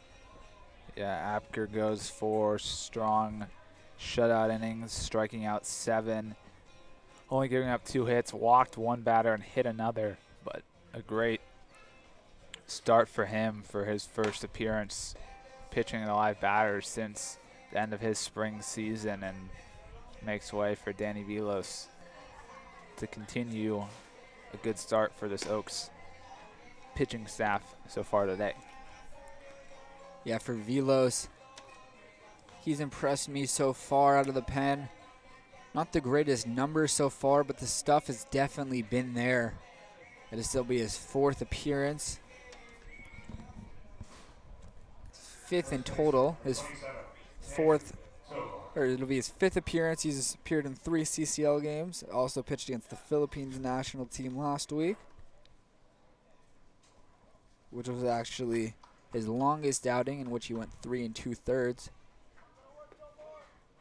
So it looks like Coach Solis might be hoping that this could just be the bridge to the closing role. That's going to be a tough play, and Daudet's unable to come up with it. That was a tough play there from Zach Daudet, who wound up on the second base side of the bag on this infield ground ball off the end of the bat from Tovar. Yeah, I mean, I'd personally give that a hit. It's going to be a tough play for Csulak or Daudet to make, as it was just a slow roller that just gets under the glove of Velos there that allows Tovar to get on. Yeah, I think Velos was the only one who had a chance to make that play. Yeah, by the time it got by him, even if Daudet comes up with that, there's a good chance Tovar beats it. Scoreboard officially gives it a hit, so looks like we're all in agreement. And that'll bring up Angelo Alamon, who actually picked up an infield knock as well back in the 3rd inning. He takes a strike on the outside.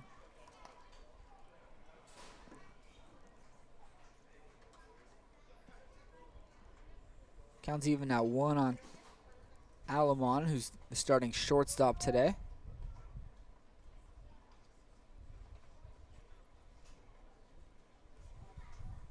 Velos looking to build off of Apker's outing and just try to stay around the strike zone and force weak contact.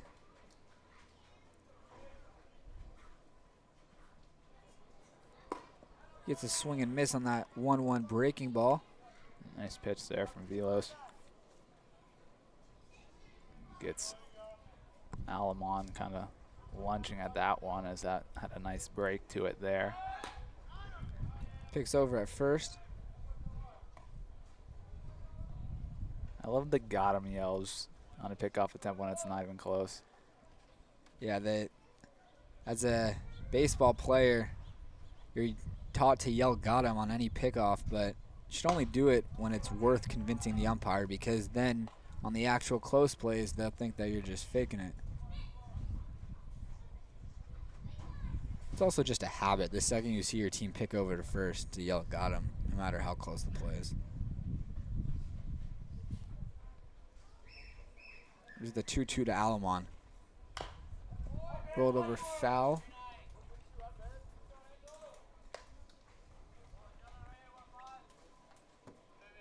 Velos went back to the breaking ball and he got the chase, but Alamon was able to stay alive.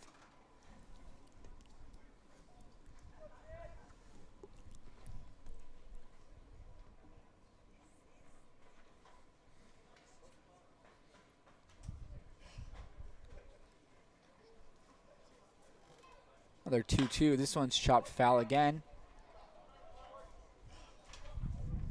So a bit of a battle right now between Alamon and Velos. Third base coach looked like he was about to make a play on it, took a couple steps back and then gave up on it. I think a couple of the guys in the Oaks dugout were chirping him a bit. Yeah, I don't think he doesn't got the range for that. Yeah, we just want to say thank you to Colin Hynek for giving us Freddie Freeman. Just hit a home run. Velos gets a swing and a miss. Great pitch there to get the chase of Alamon. Well, actually, I don't know if you can say he gave you Freddie Freeman. No, his, yeah, I guess his Freddie's former Freddie's agent agent did. gave you Freddie Freeman. Yeah, he sure did. Kind of a bonkers story there. Yeah, it sure is. Freeman's agent apparently withholding a final contract offer from the Braves that Freeman learned about this past weekend in Atlanta, saying that he would have stayed. I said to you guys, enjoy your one season, Freddie. He's got nowhere to go, but yeah, it does. Or, you know, you could just ask for a trade back to Atlanta. Yeah, but he basically is in LA against his will. Is Freddie Freeman. After a World Series win this year, He'll be comfortable. I don't know about he'll be happy with it. Against his will. He's making plenty of money that I don't think he's that bothered. Yeah, true, and he also is just hitting 450-foot taters. So that one shot to right field. Glowacki's there for the second out of the inning. I thought he was going to fire it first there. He had a chance. Yeah, he's shown that he's not afraid to show off the hose. Just he didn't get the best read on it, so he caught that on his back foot. If he would have had a good read on it and got behind it, he probably would have had a good chance of trying to double up Tovar at first there. Yeah, catching the ball on his back foot, no way. No. I mean, that would have been fun to watch, honestly, though. That would have been fun to watch. With his arm just to first, he probably could still have made it done close. Could have gave the guy on first a little bit of a sweat.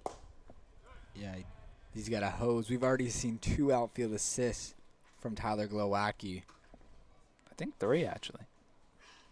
The first one really got us excited, but the second one wasn't.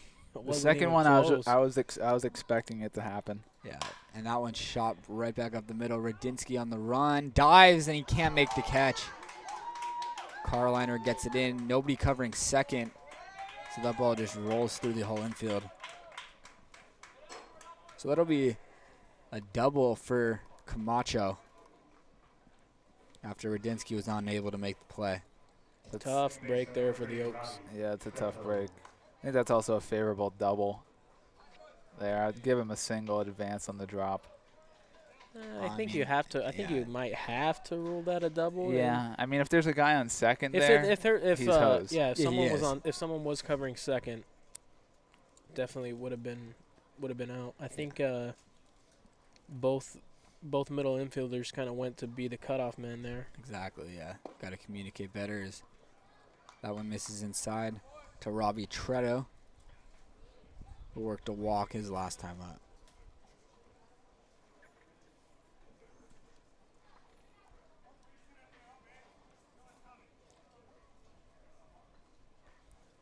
We'll see if Danny can get out of this jam.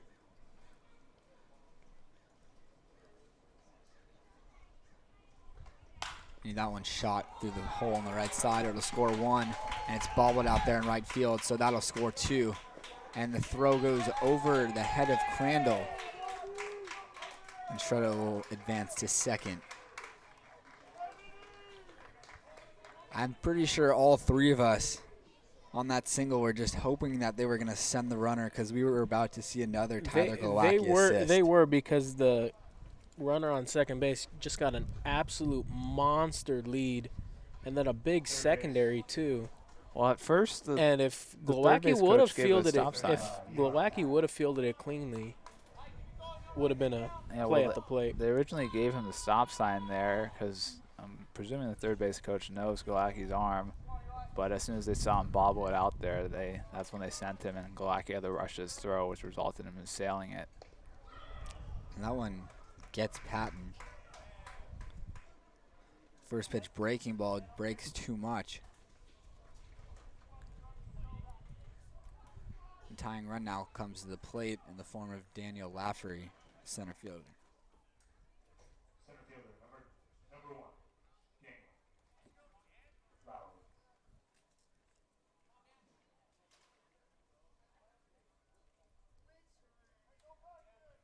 Different pronunciation of the last name there. If you heard JW on the PA, I think his is more accurate. Yeah, he's probably right, as that one's flown to right field. yeah, he said Lowry. Glowacki ends the inning. The Pirates are able to pick up their first 2 runs of the ball game, but the Oaks still lead 5-2. As we head to the bottom of the 5th inning, it'll be Csulak, Radinsky, and Brooks for the Oaks.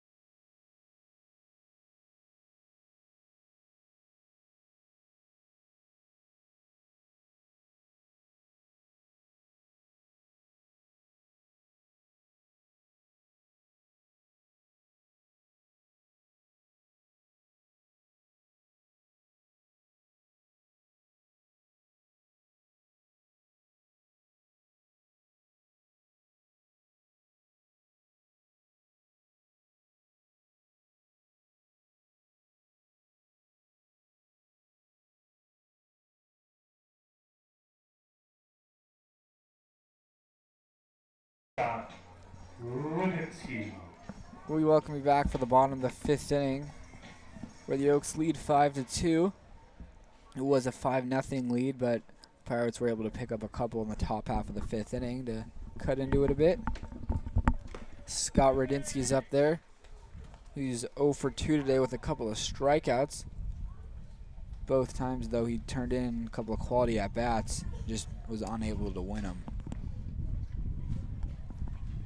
Radinsky nearly came up with a really nice inning-ending diving catch out there in center field, but unfortunately went off his glove, allowing Robbie Tredo to pick up a double.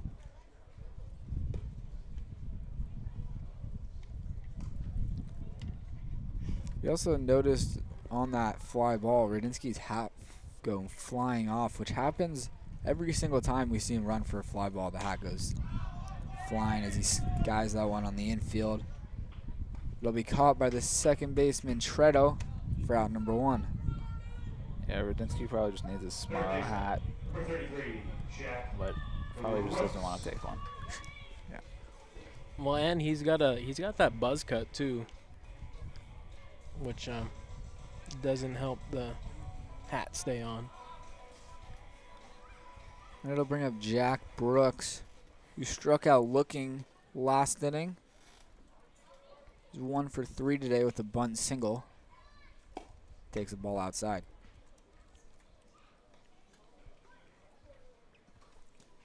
Already the 4th plate appearance for Brooks, and we're only in the 5th inning. He's ahead 2-0. The Oaks have sent at least 5 guys up to the plate in each of the first 4 innings. It's now 2-1 to Brooks.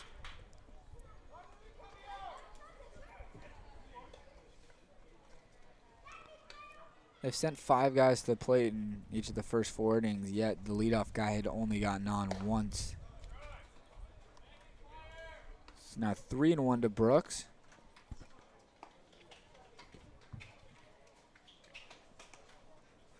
The 3rd inning is the only inning that the Oaks have had a leadoff guy on, yet they've put up 5 here as Brooks chases a 3-1 pitch in the dirt to run the count full. Yeah, not the best approach there from Brooks as he chases one down out of the zone. Yeah, not exactly what you want to see on 3-1. Here comes the 3-2. Got him looking again. Jack Brooks goes down on strikes for the 2nd time in as many innings. And that'll bring up Maddox Latta, who's been on all 3 times.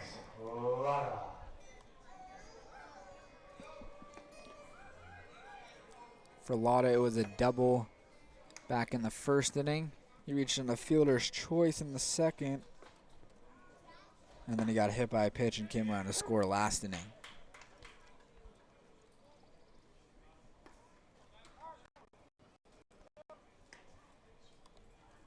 For Latta, it's already encouraging that he's played this long, as we haven't seen him in 10 days, and that one game was just 1 at-bat after he was pulled. He's now behind 0-2.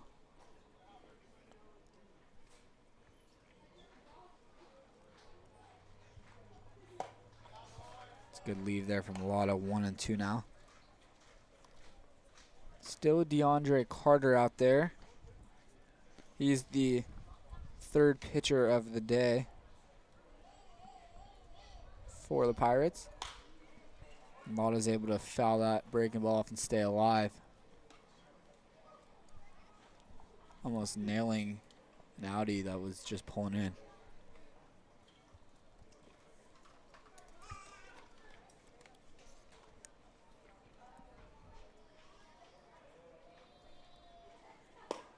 Two and two, not a Latta.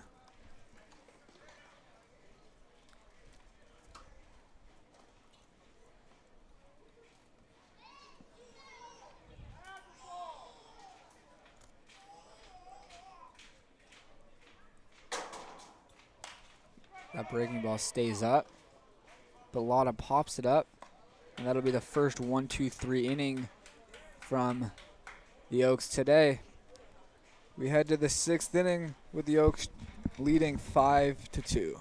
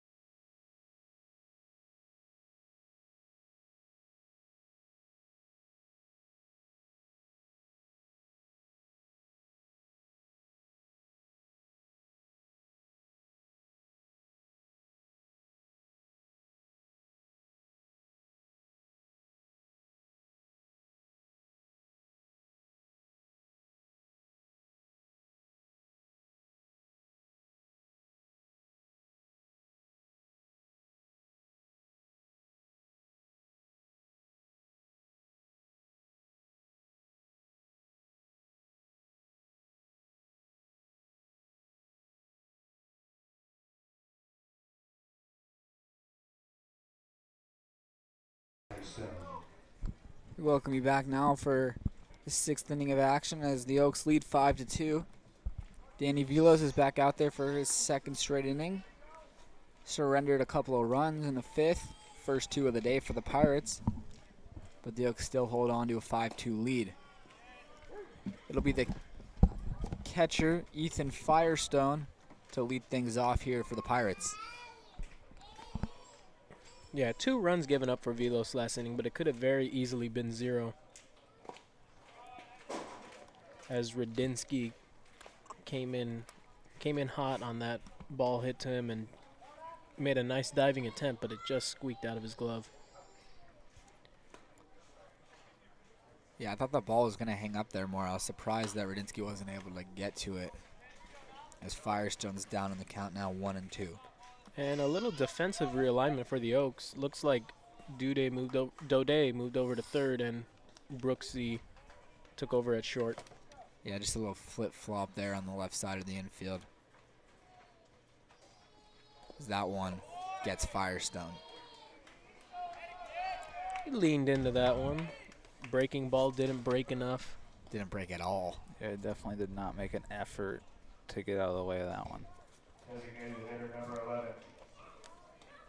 Lee Brent. Really not much you can do when the ball starts behind you and just ends up right in your pocket. As the designated hitter, Lee Branzel, is at the plate. He's trying to help himself out. Right now he's on the board for the loss as he was the starting pitcher. He gave up 2 runs to the Oaks in the 1st inning.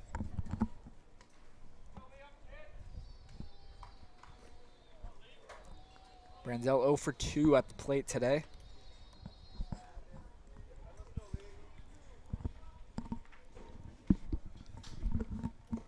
It's a good block there from Crandall.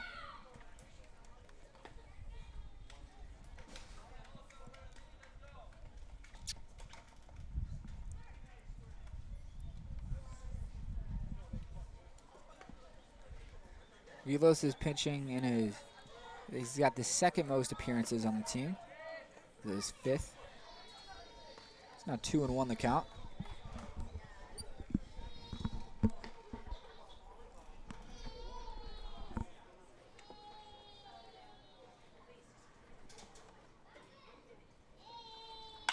That one shot down the third base line, fair into the corner. Karliner's having trouble down there. Firestone's still going to be held up at third. And it's going to be a double for Lee Branzel. And the Pirates have a couple of guys in scoring position with nobody out.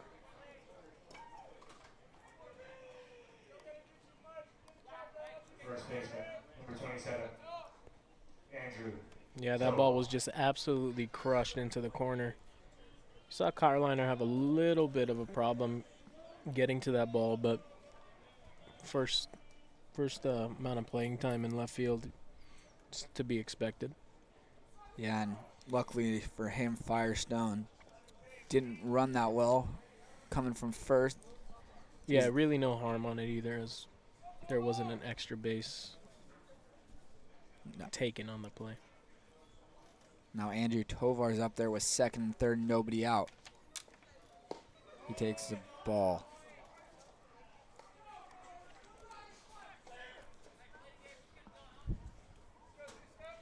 So Vilos is in a bit of trouble here to begin the 6th, as he hit the first batter, then gave up a double. Now got the tying run at the plate, and Andrew Tovar, who shoots one to first. Hynek keeps it in front, but then boots it, and everybody will be safe. It's a hard hit ball there from Tovar, but a makeable play over there at first for Hynek. He was unable to come up with it, and the Oaks lead is down to 5-3. Yeah, another tough break there for the Oaks, as Hynek blocked the ball originally, but then as he was going down, he literally booted it to his side, and there was just no possibility for a play there. Yeah, now the tying run reaches as the go-ahead run comes to the plate in the form of Angelo Alamon, He takes the first pitch strike from Velos. At this point, if you're Velos, it's just about limiting the damage. I'm sure you're okay with that runner coming in from third, as long as that's the only runner coming in the rest of the inning. Gets another swing and miss on the breaking ball. He's going to need a big strikeout here if he's going to want to limit that damage to only one run, as runners on the corners with nobody out. The Pirates are in prime position to score another run.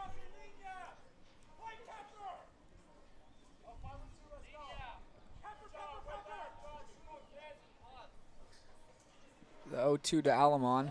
He's just able to hold up. Velos going with his third straight breaking ball. And this time, Alamon is able to hold back his swing.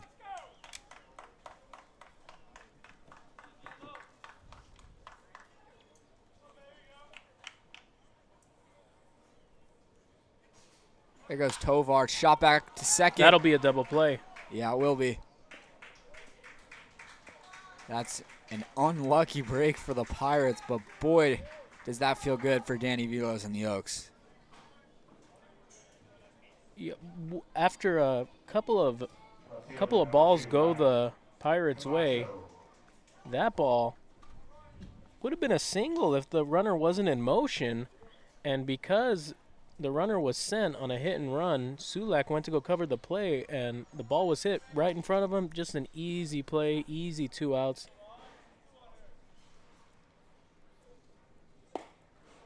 And that one's in there for a ball. Misses just below the knees of Camacho. And that's actually really good base running over there at third base from Lee Branzel. I actually thought that was going to be a triple play. And Branzel did a great job of just freezing on the line drive and heading back to the bag. It's now 2-0 to Camacho. Yeah, and Hynek also did a good job of bodying up the ball, as I don't know why Csulak just fired the ball as soon as he caught it, even though it was an easy double play to turn. So he bounced it, and Hynek had the body to keep it there. Yeah, Hynek showing Think off his the catching eyes. skills. Think Sulak's eyes just lit up there, as you know, it was an easy double play, so he kind of just rushed the throw.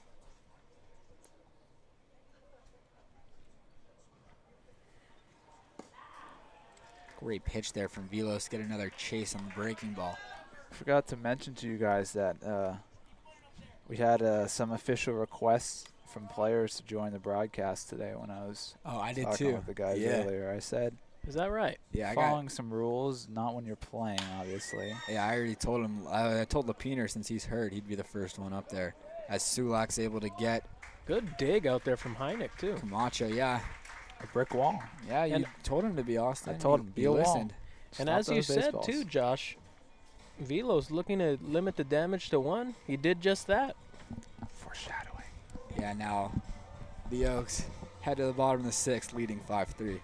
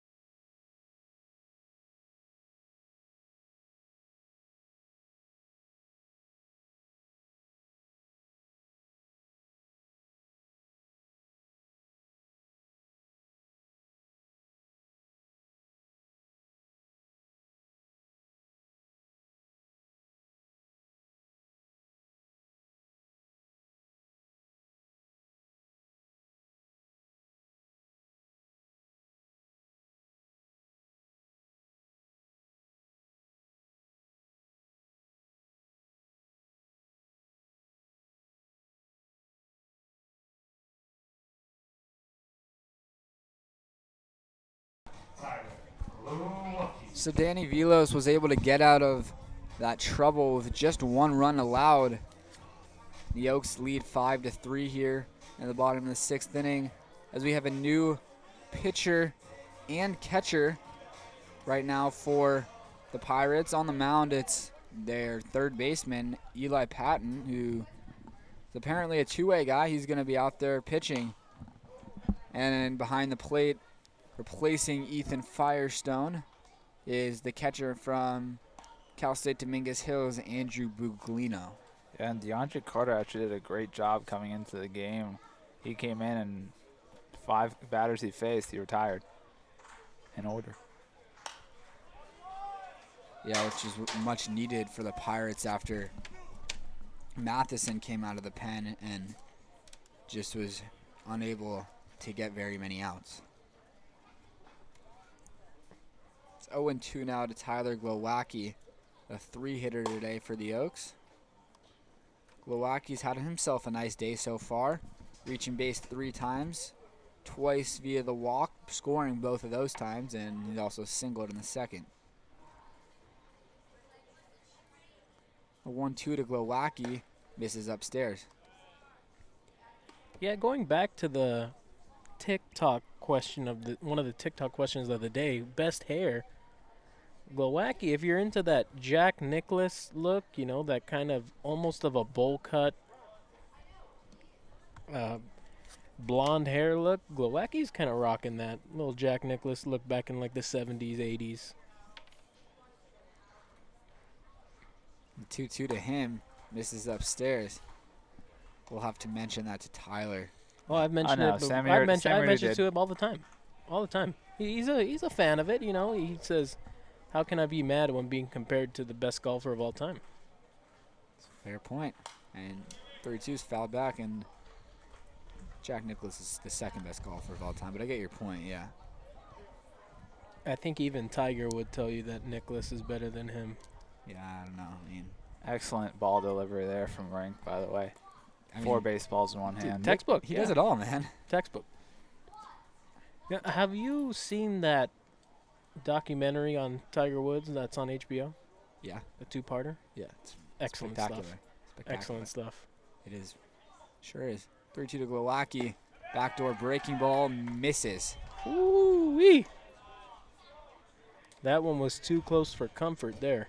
Yeah, I personally thought that one was strike 3. So I think all 3 of us are in agreement with each other and in disagreement with the umpire, as Glowacki reaches base for the 4th time today. And that'll bring up Colin Hynek, who picked up an RBI single his last time up. But we'll take it. Hynek's done a really good job today at first base, normally a catcher, and he shoots that one to right center field. That's going to get in the gap. Glowacki's going to head for third. He'll be sent home, and he'll be in there standing up as Colin Hynek comes through with a big RBI double. I knew that one was dropping right away with the wind. Yeah, that ball was hit towards the center fielder, and the second he made contact, you knew that ball was down. That's just a great piece of hitting there from Hynek. Absolutely lacing up that baseball and driving it into the gap. And I think we should take credit for that one, because Hynek smiled at us before his at-bat when he was in the on-deck circle. So I think we should be credited for that RBI double. You're welcome, Colin. Yeah, he was eyeballing me. Don't know what that was all about. Maybe he knew Freddie hit a home run again. Why didn't he look up at us then after the double, man? He should have been like, that was for you guys. Maybe he did. We just weren't paying attention. I had my head down. I'm producing here. I'm producing. I was writing in my scorebook, so I don't know. That's what Zach Daudet at the plate. He's also reached base in all 3 of his plate appearances. And Cam couldn't tell us because Cam dropped the lid to his marker, so he was trying to get that. So I think that cap drop kind of just shows the lack of fielding capability that Cam has nowadays. Jesus, man. Give him a break. Yeah, poor Cam. Ever since he joined us up in the booth a couple of days ago, he's just Just nonstop taking by hits left Austin and here. I right. think Cam's gonna sit on the other side today. He's gonna start sitting next to me when he's up here in the booth. He's the one who said, "Oh, I can't wait to listen to the broadcast in person." Yeah, dude, Cam, we're shouting you out. You're welcome. That's a great block there from the newly entered Buglino. Hey, just know, Cam, I'm the one who always gives you credit on the scouting reports. These guys don't like them. I appreciate it. Yeah, you Every definitely- scouting report he gives, you say, "Oh, that's the first thing Cam's done all summer." Well, I mean, let's be honest. We're being honest. Cam's an integral part of the Oaks. Well, yeah. Yeah, he is. All these pitchers would be bombarding other people instead of Cam trying to find out their velo. I think Cam's greatest accomplishments this summer was making it into our group chat. He was very happy about that one. As you see Daudet get on again, he hasn't had to take the bat off his shoulder. He's been on all 4 times, 3 walks and a hit by pitch. Yeah. It's been an easy day at the plate for Daudet. Even gotten an RBI out of that. Yeah. Daudet 0 for 0 with 4 times on base. It makes sense. Daudet actually is the team leader in walks. And now after today, it's by a pretty wide margin, picking up his 10th, 11th, and 12th walks of the summer, the first Oak to reach the double-digit benchmark. There is a mound visit right now for the Pirates. They just sent a couple of guys down to the bullpen to start stretching. We'll see if they start tossing anytime soon. And it looks like it's number 17, Tiger Mezzin, who's actually listed as an outfielder. So potentially another two-way guy for the Pirates, as their pitcher right now, Eli Patton, is a two-way guy as well. They're starting third baseman today. Noah Karliner's now up there with first and second and nobody out. Takes the ball up. Karliner, another guy who's been on base all 3 times. Twice via the single, and then he was hit by a pitch last time up. And he takes that breaking ball in there for a strike.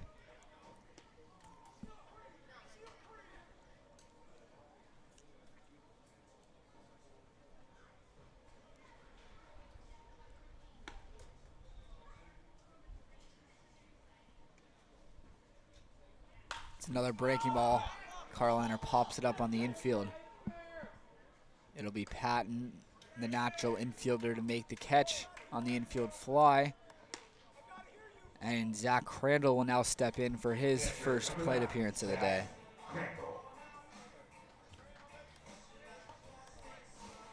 Crandall entered the game as a defensive replacement for David Whittle. Yeah, I wonder if they pulled Whittle just because of that ball he took off himself and was a little shaken up. Wonder if he's still just a little precautionary. Yeah, it's certainly possible. As Crandall takes the first pitch up. It's been a tough start to the summer for him.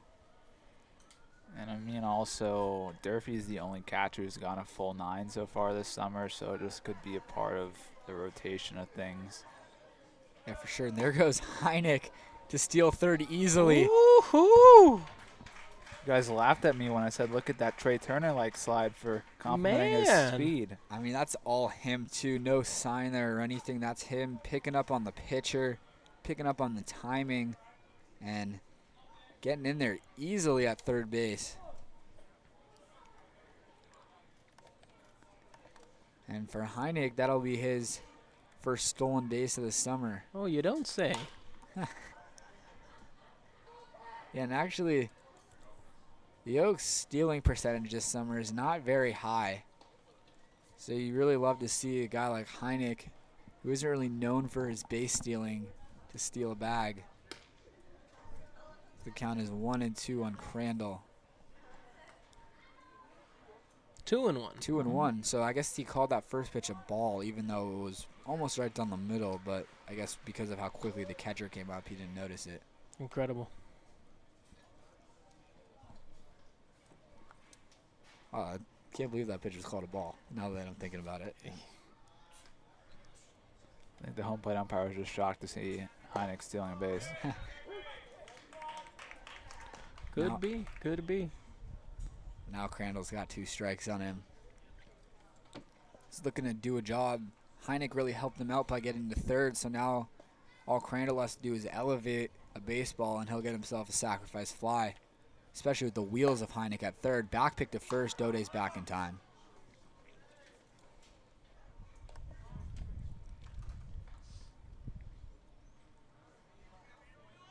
Full count now to Crandall. Wouldn't be surprised to see them send Daudet in this situation. Runners at the corners.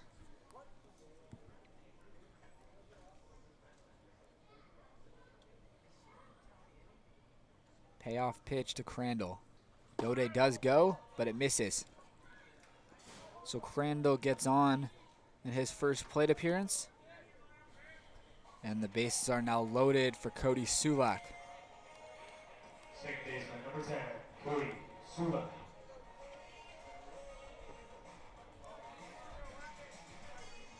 And the head coach for the Pirates just went down to the bullpen to see how much longer Mezzin needs down there, as Patton finds himself in a bases loaded 1-out jam, and he misses down against Cody Csulak. So you're telling me a guy in the bullpen's name is Cyan Tiger? Yes. Wow. That's just his first name. Interesting. That one misses outside. 2-0 now to Csulak. Nowhere to put him. Another situation here for the Oaks where they can really put a stranglehold on this game. Bases loaded, less than 2 out. Really like to see the Oaks come through here. Put a nice crooked number up on that board. Going with a 2-0 breaking ball and getting a strike there is Patton. And there hasn't been any true action yet in the bullpen for the Oaks. Evan Harmon's down there kind of just simulating with the air his delivery. He doesn't have his glove or a baseball or a catcher down there, so. Oh, as you say that, he does have a glove and a baseball. But no catcher, so. No catcher. By himself. Could just Loneliest man in the ballpark right now. Could just be getting the feel for a couple pitches. Yeah, Vilos might be building the gap to Harmon. See if they can get some more insurance runs as Csulak swings at the 3-1 pitch and fouls it back. It's now full on him.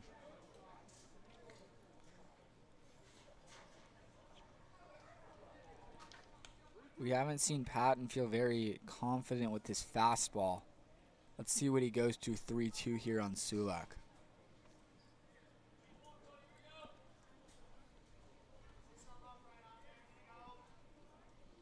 Goes with the breaking ball and misses up. So Cody Csulak picks up an RBI by just keeping the bat on his shoulder. And the Oaks extend their lead. Number 5, Scott Radinsky.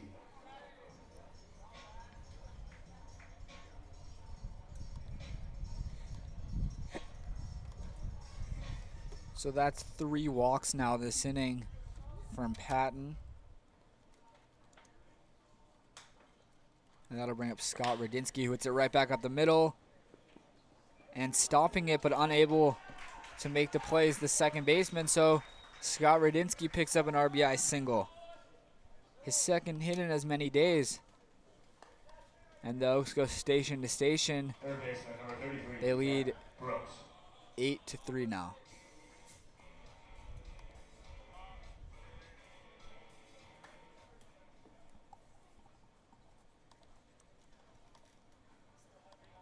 Still just 1 away here as Jack Brooks, the leadoff hitter, steps in. And he takes a breaking ball in the dirt. It's got to feel good for Scott Radinsky as well, picking up his first RBI of the summer.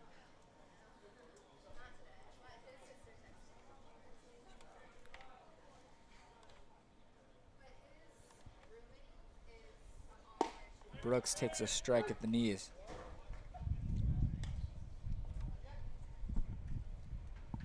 Oaks looking to break this game open here in the 6th inning.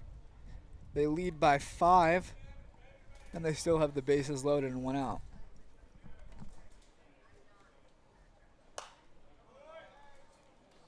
It's fouled away.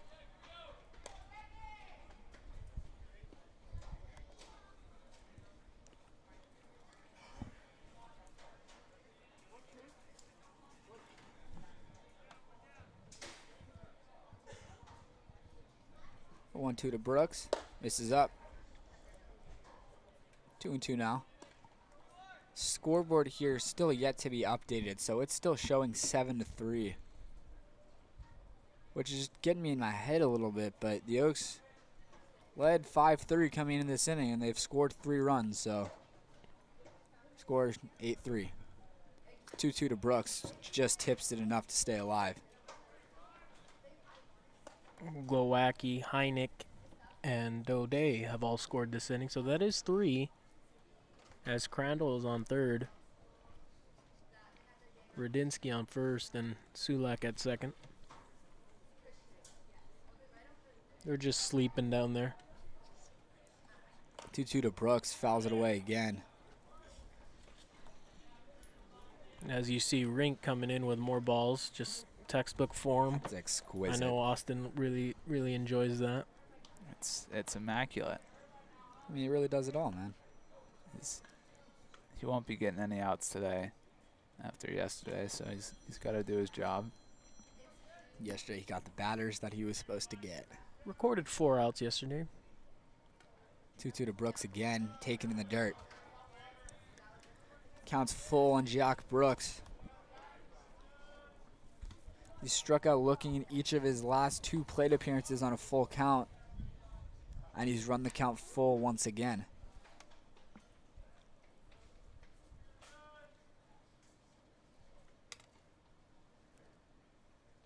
For the 3rd straight inning, a 3-2 pitch to Jack Brooks. This time is inside for ball 4 and an RBI. Another run comes in. The Oaks extend their lead, and that'll be the end of the day for Eli Patton. He's only able to get 1 out before he's taken from this ball game. And we'll see who the new pitcher is for the Pirates.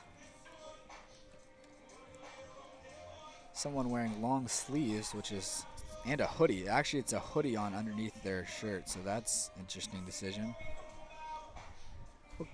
We're going to go to a quick break with the Oaks leading 9-3 and a new pitcher coming in for the Pirates.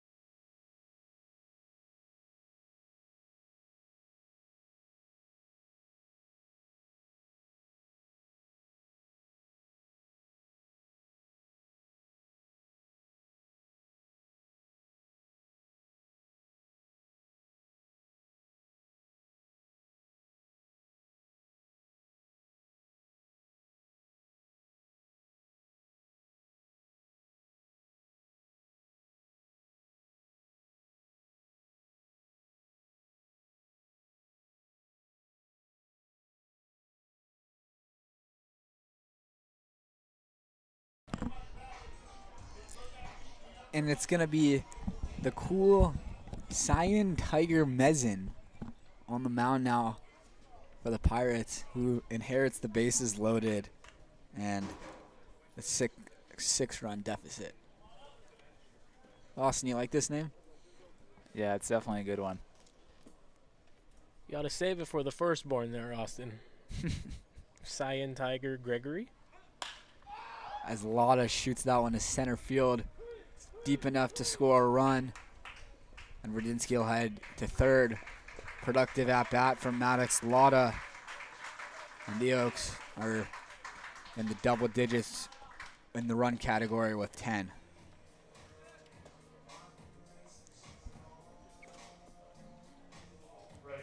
And they also hit around as Latta was the 9th hitter this inning. So it'll be Tyler Glowacki who led things off, hitting here once again in the 6th. And he takes the ball outside. Glowacki today has reached base in all 4 of his plate appearances. 1 for 1 with 3 walks.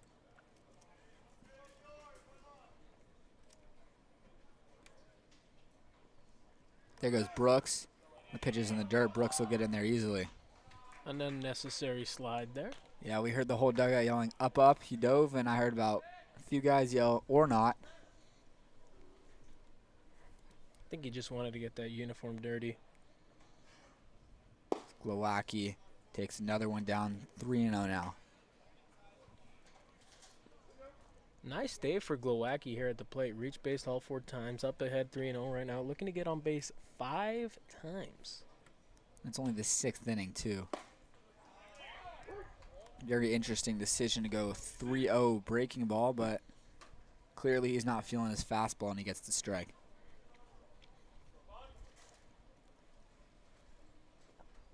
Goes breaking ball again and misses. Walks Glowacki. And he's on for the 2nd time this inning, the 5th time today.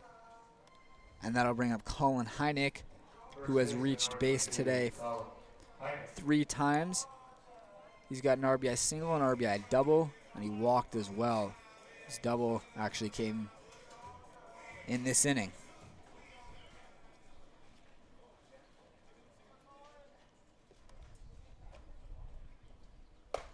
That one misses upstairs. Another double here from Hynek. Could really put this game out of reach.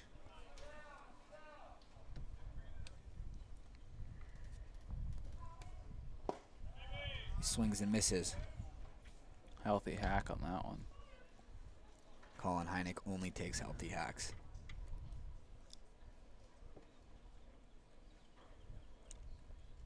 Here's the 1-1. Swings and misses. 1-2 now. Hynek's looking to improve on his 2 for 3 days so far. And he's also got that stolen base, let's not forget. He won't let us forget. Yeah, I'm sure he won't let his fellow catchers forget either.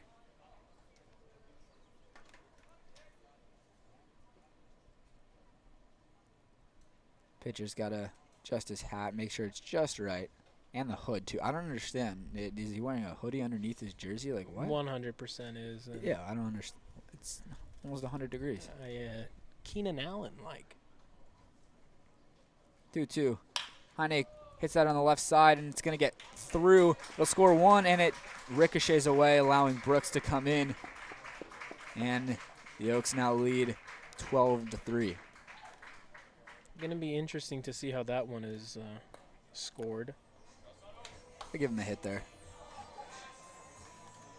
Tough play off the end of the glove. And just an unfortunate bounce for the Pirates to allow it to get to the left. Give him 1 or 2 RBIs there then. Well, if you rule it a hit, it's got to be 2 RBIs.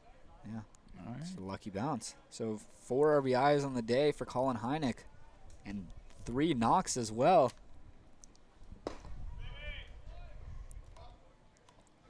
As now Daudet's up there for his 2nd at-bat this inning. He actually does not have an official at-bat today. This yeah. is his second plate appearance. Yeah. 4 plate appearances, reaching on all of them. Still has yet to record an at-bat. 3 walks, 1 HBP for Zach Daudet, who's not yet picked up an at-bat today. Just 4 plate appearances. As they try to backpick the He's speed getting of Hynek getting at a little first. overzealous out Yeah, there. He took a very big secondary there. That almost was a reality check for Hynek. Yeah, he needs to come back down to No, earth. what do you mean? He was back there in time, so he's clearly quick enough to get back. 2-1 now to Daudet. Yeah, and Daudet definitely liked that pitch, but he decides to hold up with it being 2-0.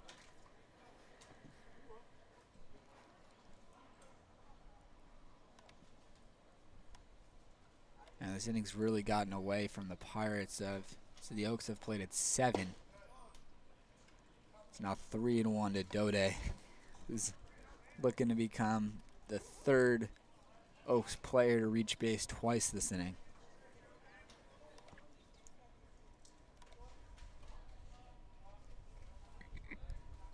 He's also looking to become the 2nd Give him a Oaks pitch player to to reach hit base here. 5 times. They didn't listen, Sammy. Still no at-bats. 0 for 0 with 4 walks, 1 hit by pitch. And now Daudet joins Glowacki as the 2 Oaks to reach base 5 times today. I wonder if there's like a magical power in the world where if you get walked 5 times in one day and 5 at-bats, that it sets off a car alarm. Because there was no baseball hit to the parking lot, but there was a car alarm that went off as soon as that ball 4 across the plate to Daudet. Yeah, now it'll be Noah Karliner, who, like many of his teammates, has reached base 3 times today. He's picked up a couple of singles, and he reached on a hit by a pitch as well. Only retired just his last step out in a pop-up on the infield. He's now had 2-0. So there's going to be more action now on the Pirates bullpen as this inning continues to drag on.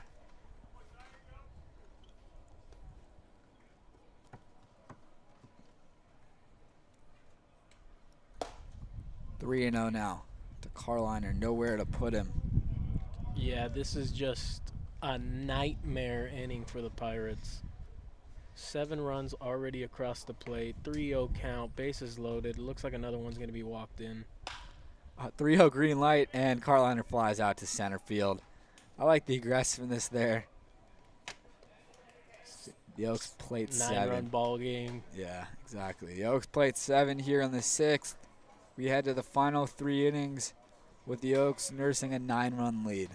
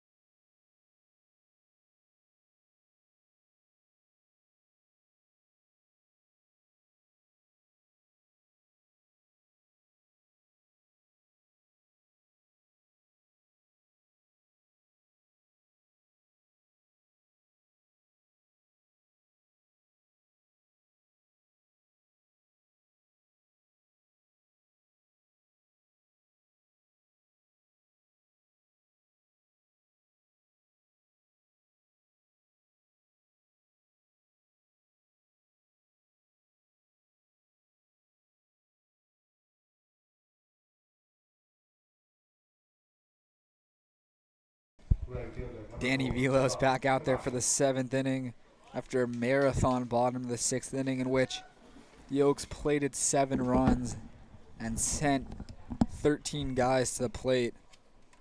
For Velos, not surprised to see that first pitch miss pretty wildly. He was sitting in the dugout for over a half hour, just waiting. Yeah, and that was 7 runs on 3 hits, Josh forgot to mention. Yeah, 7 runs on 3 hits, and that's including the Colin Hynek in-betweener. So with the scoring here, it would be only 2 hits. Scoring on the scoreboard. Yeah, scoring on the scoreboard. Scoring according to the masses. And that's fouled off the foot, or it looks like it was ground ball to first. Hynek throws it out. Both umpires call the runner out. Camacho didn't move, saying that he fouled it off his foot. And third base umpire has no idea what happened either. Well, I'm just going to go ahead and say that it was a ground ball. It didn't hit his foot. It's a 9-run game in the 7th inning.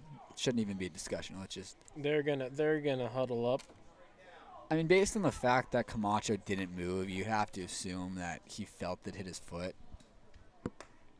Unless he's really that lazy and just wanted a free strike. Somebody cue the Jeopardy music.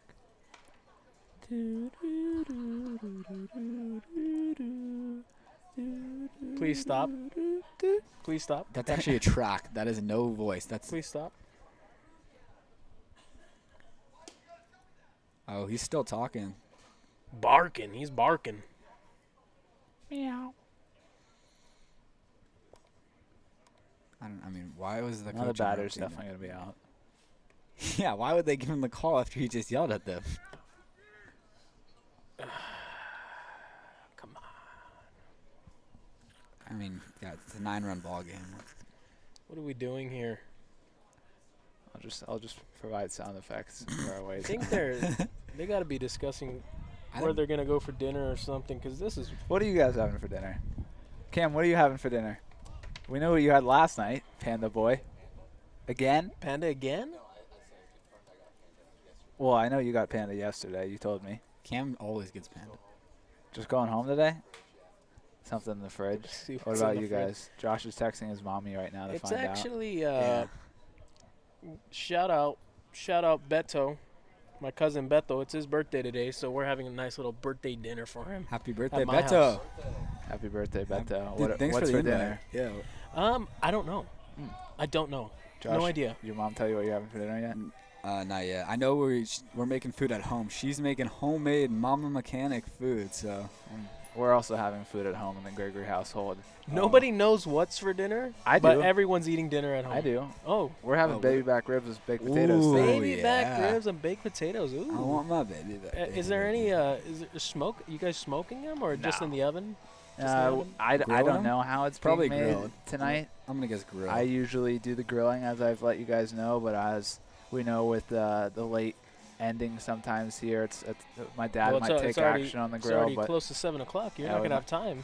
we'll probably go into the oven. No, we got a light in the backyard, so I can cook in the dark if I need to. I would. Here's what I would do. You go ahead. You get them in a pan. Put a little water in there. Steam them a little bit. Get them tender. Then you finish them off on the grill with a little bit of sauce. As I think Gave him the call. after all that time, they finally made a call. Should be a 1-2 count. I mean, what a. 1-1. Should be 1-2. No, it should be 1-2. It was 1-1 before.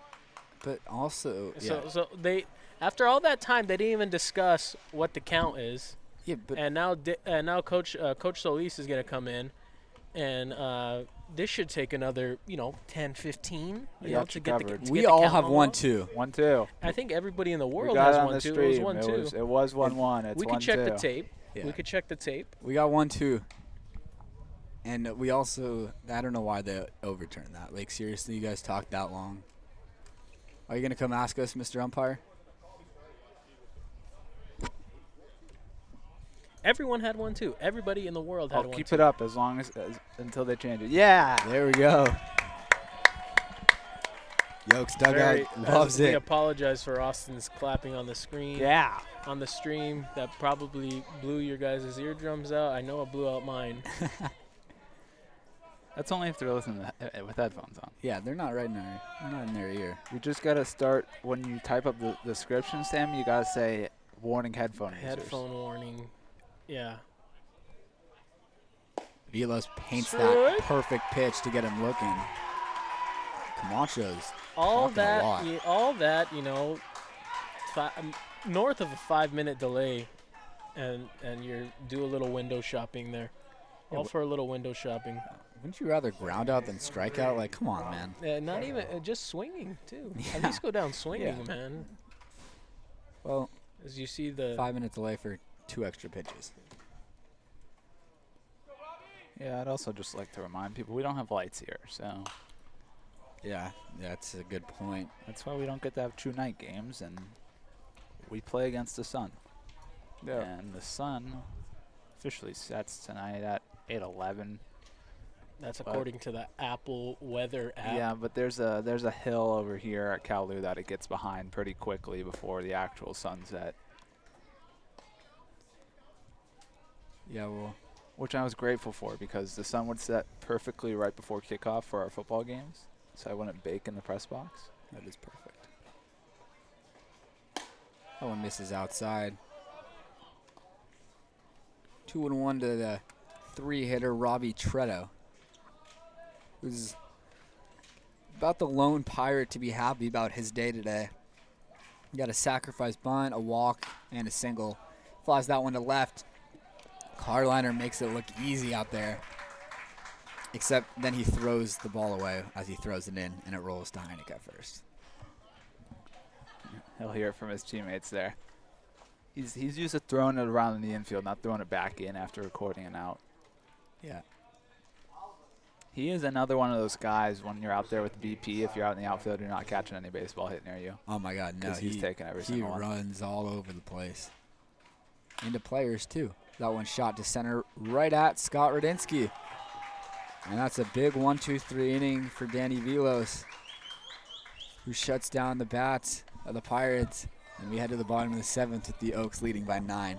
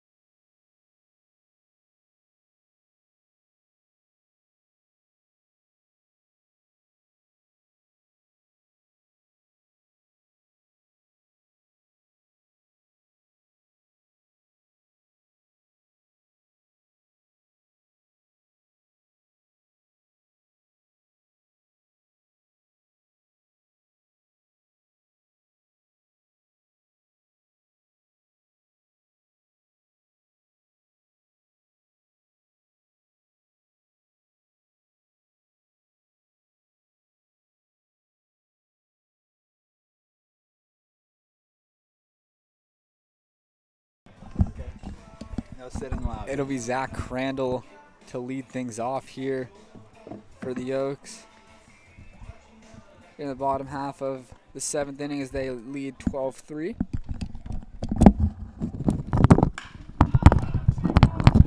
That one's sky to deep center. Sorry for everybody. Josh is destroying your ears. Playing musical headsets over here. Crandall, that's arguably his best swing of the summer as he crushes that one to deep center field, but it's caught out there on the run by Daniel Lowry for the first out here in the 7th. Still, though, if you're Crandall, that's definitely something to feel happy about as he's struggled so far. It'll be Cody Csulak now, who had it walked with the bases loaded in that 6th inning. Ahead in the count now, 2-0.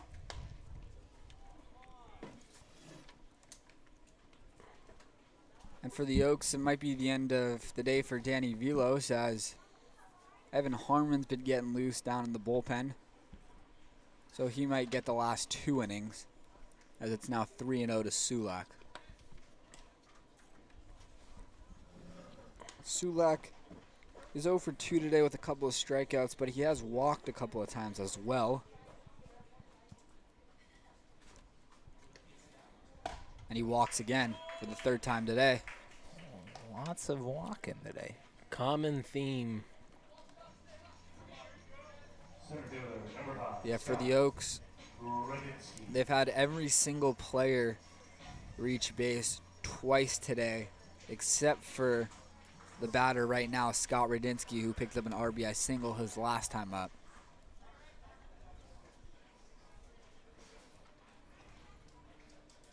Seventh spot as well. That one's in there for a strike. Whittle did not reach today. Got a sac fly, but he did not reach, and Crandall got Yeah, one that walk. spot, yeah, it's a 2 guys, so in the same spot. The 7th spot in the Oaks lineup has not reached twice. Radinsky swings and misses. 0-2 now.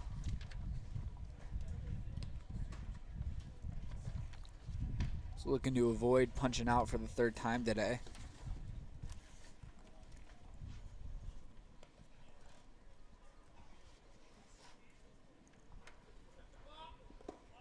And that's going to be a balk called as Mezin didn't come set there. So Csulak will go to 2nd. And it's still 0-2 on Radinsky.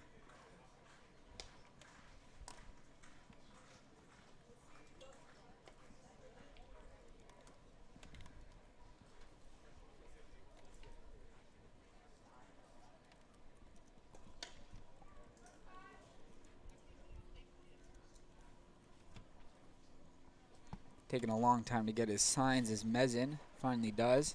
Comes with the 0-2 to Radinsky. Misses upstairs.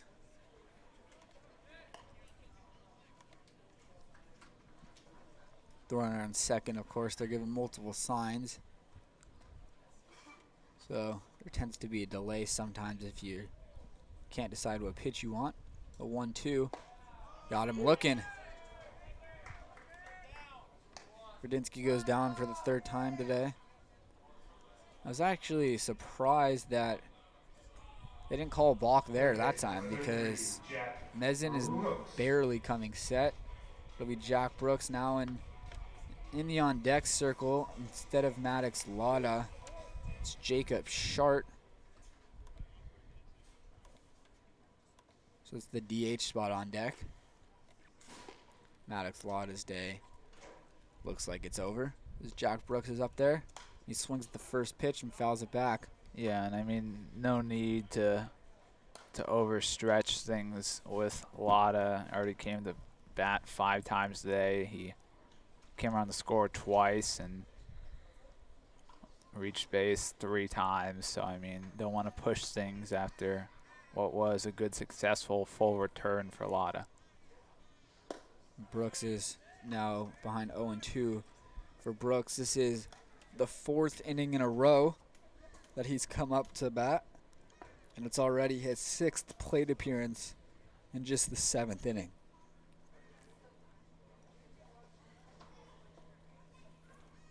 He's reached base twice today, once via the hit and once on a walk.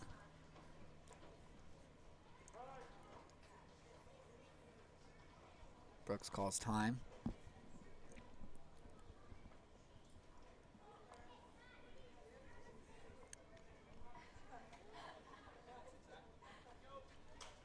Here's the 0-2 to Brooks, and he lines that one fair inside the first base line, and that'll roll into the corner. Brooks is on his way to second. He'll round there and head for third. Here comes the throw, and he's in there. Jack Brooks with a 2-out triple, and he's hearing it from his dugout. I was looking for a little bit of like celebration or something from Brooksy there, but he just gave a little point, and that was it. Like, come on, Brooksy, get fired up. Crush the baseball for a triple there. I think maybe just trying to show some class in a 10-run ball game. Yeah. Yeah, and for Brooks, his second extra base hit in as many days. He didn't have one coming into yesterday, and then he picked up a double yesterday, now a triple today. And that's actually just the second triple of the summer for anybody on the Oaks roster. As Jacob Shart, as we mentioned, will pinch hit for Maddox Latta, whose day is now done. Yeah, the way that Brooksy got a triple there is one of the few ways you'll see a triple here at Sparky Anderson Field. Just yanking one down the line, just rolls down there into the corner. Shart takes it in the dirt. Excellent stop back there from Buglino. One of the only other ways is an outfielder missing on a diving attempt, or they fall down or whatever. Well, with Brooksy's speed, that's how that possibility is made. And Shart rolls that one over to shortstop. It'll be a routine play over there by Alamon. And the inning is now over. The Oaks lead is now up to 10. We head to the 8th inning with the Pirates trailing by 10, just 6 outs left.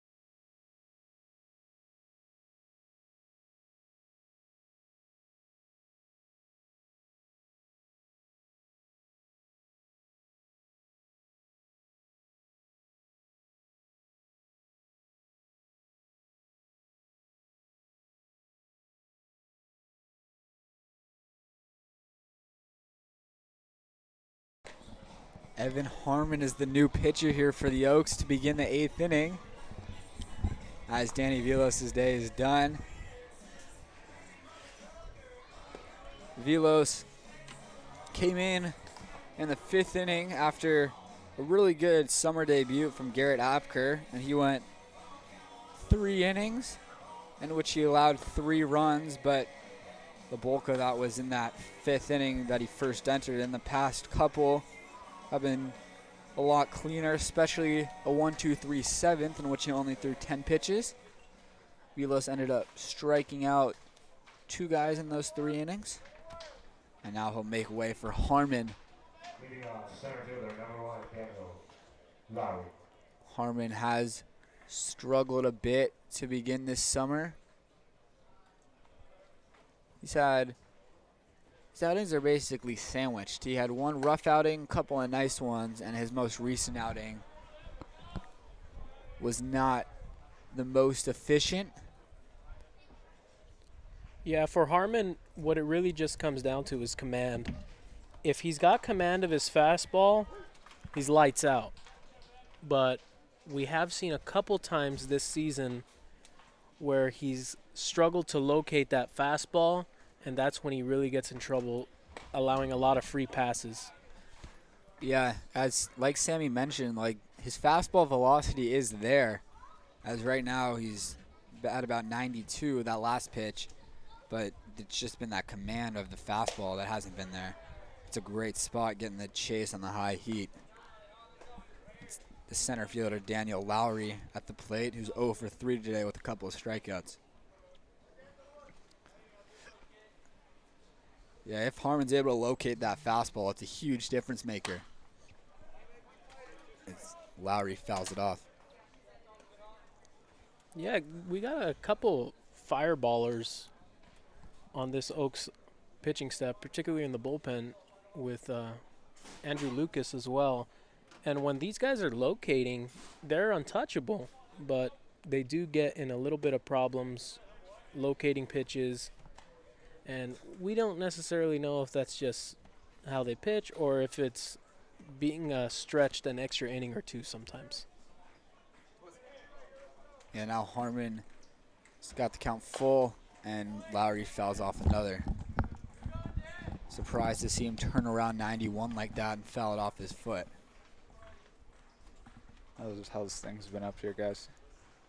It's going good. As Austin finally gets back in the booth, we don't know what he was doing. I think he was just fraternizing with the crowd. He tried to put the headset on Cam, but he denied. He's useless. That's ball 4. That's that's rough. Come on.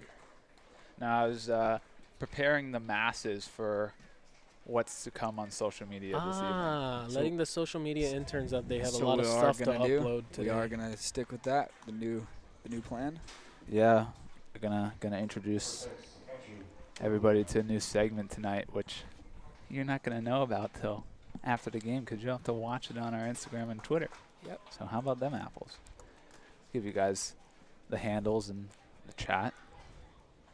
It's Andrew Bluglino, who entered late as a defensive replacement at catcher. This will be his first at bat of the day. Takes a ball from Harmon.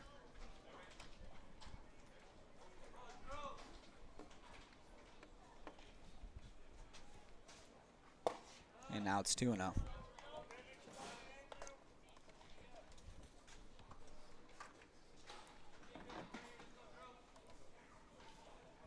Harmon walks off the mound, gathers himself a bit, takes a deep breath. He's already seen a couple times this summer outings like this get away from him.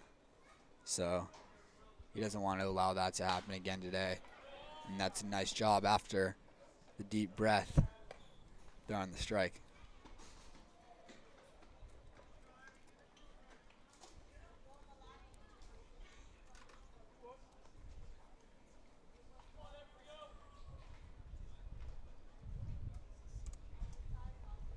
Two ones inside. 3-1 now. Harmon's looking to avoid walking back-to-back batters to begin the 8th inning. And those Instagram and Twitter handles are in there too. Did you put the TikTok handle in there too? Did not. We'll put it in there once we release our first video. Back-to-back walks now to begin the 8th inning for Evan Harmon as Zach Crandall goes out to the mound to talk to him. Yeah, and you know, Josh, when you said Harmon goes off the mound to take a deep breath, it's just got to be frustrating for him. Obviously, not having the start that he wants for himself and walking the first two guys he sees today. Even with his team being up by 10 runs, he still wants to perform well. It's something Alexander Rivas mentioned to me post-game yesterday in the interview, and I asked him, you know, how much easier does it make it when you have run support like you did today? And he goes, actually, it's kind of harder. You feel more pressure to compete just as well as your team is. And that's what Harmon's tasked with doing as he comes in with his team up 10 runs. Yeah, and in this situation for Harmon, all he needs to do is throw strikes and let his defense work, and hasn't done that for the first 2 batters. He gets a ground ball here, though, and Hynek boots it. So Harmon does his job and gets himself a ground ball, but Hynek was unable to handle it at first base, and everybody's safe. Yeah, that's just kind of a tough one for Hynek because, again, you know, not his natural position, and he just wants to make the plays over there. But Csulak would have been able to get to that baseball. Hynek could have just stayed home there, but it's just the over-aggression of him wanting to make sure he's making plays to back up his pitcher like he normally does behind the plate. And that was a good spot there from Harmon that just misses inside. And we're already seeing Charlie Adamson starting to walk down to the bullpen. Harmon gets a swing looped into left field. Karliner's over. He's gonna throw all the way home, and he got him. What a throw. As you see the entire Oaks dugout and come out for one of their favorite teammates, Noah Karliner.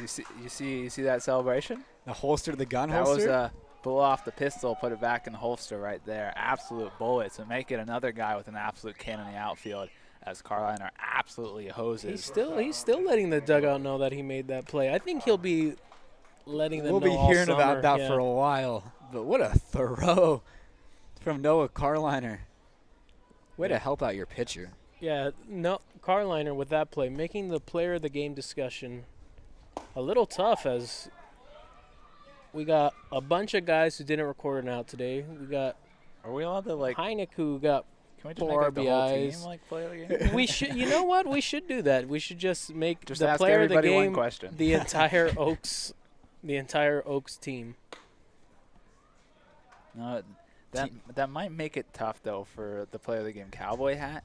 But we could Pass it along the This line. was suggested to me. We could make the player of the game cowboy hat with multiple people, like a talking stick.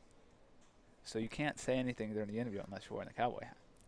But it doesn't matter. And there's 2 cowboy hats now, as you will Hey, see. hey, with hey. That second cowboy hat does not have a place in our post game festivities quite yet. We'll see if it ventures in there eventually. As of now, that's just a TikTok hat. Yeah, that's what we call it. Just a TikTok hat. We're just like that. We got multiple cowboy hats, and actually, Sulak's mom said to me today when I was wearing our play of the game cowboy hat, because, you know, I like to walk around with it on before the game. She asked me where my Spurs were, to which I responded, well, I'm just a white guy from Thousand Oaks. I don't think the Spurs are going to be coming out anytime soon. Yeah, Spurs are sitting in North London right now, just siding with Charleston. Anyway, 1-2 to Alamon. As Harmon's hat came off on that last pitch, and you got to see the Mullet, the underrated hair of Evan Harmon. Yeah, Harmon's got some pretty hair. Here's the 1-2. Misses outside. And Cam has now allowed me to see the Walkman technology work, and this is incredible. Trackman, whatever. It's incredible. Yeah, it really is. We got release speed, spin rate, brake, Exit velo. if there's contact, exit speed. That one's grounded to second base.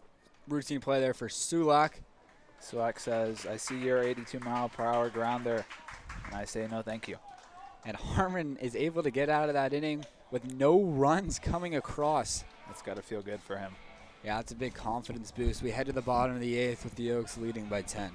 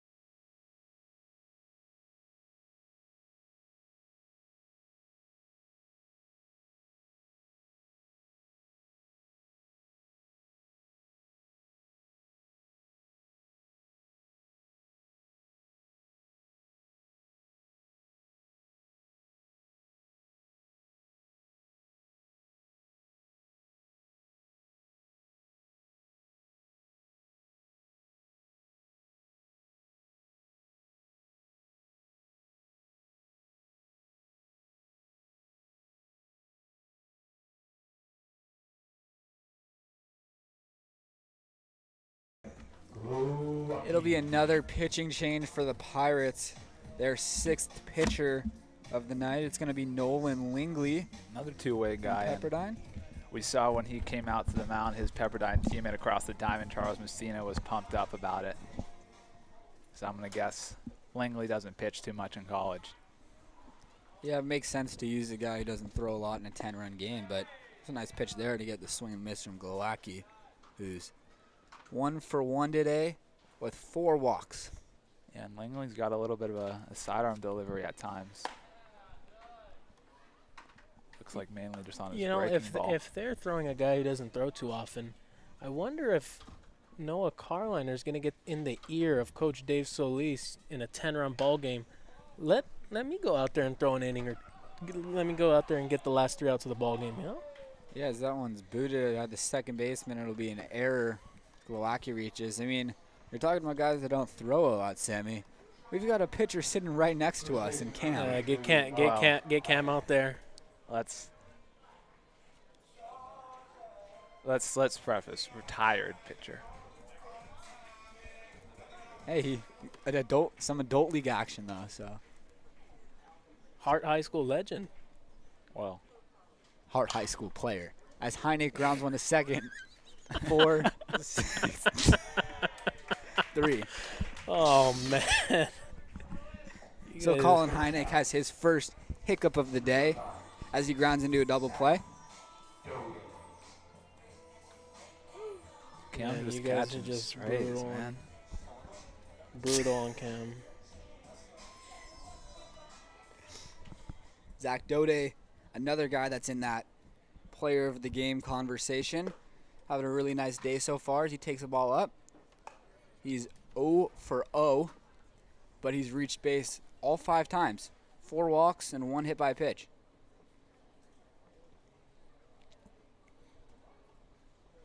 Daudet takes another one. 2-0 now. And not only that for Zach, we've also seen him play a couple positions today. He was the starting shortstop, but then he moved over to the third base. Hasn't really gotten much action, though. And he nearly gets hit again. It's 3-0, and we see a little smile on his face like, they're really about to walk me again? Yeah, he's just begging for a pitch to swing at. Yeah, and I feel Not even necessarily to hit, just to swing at. I feel bad for him.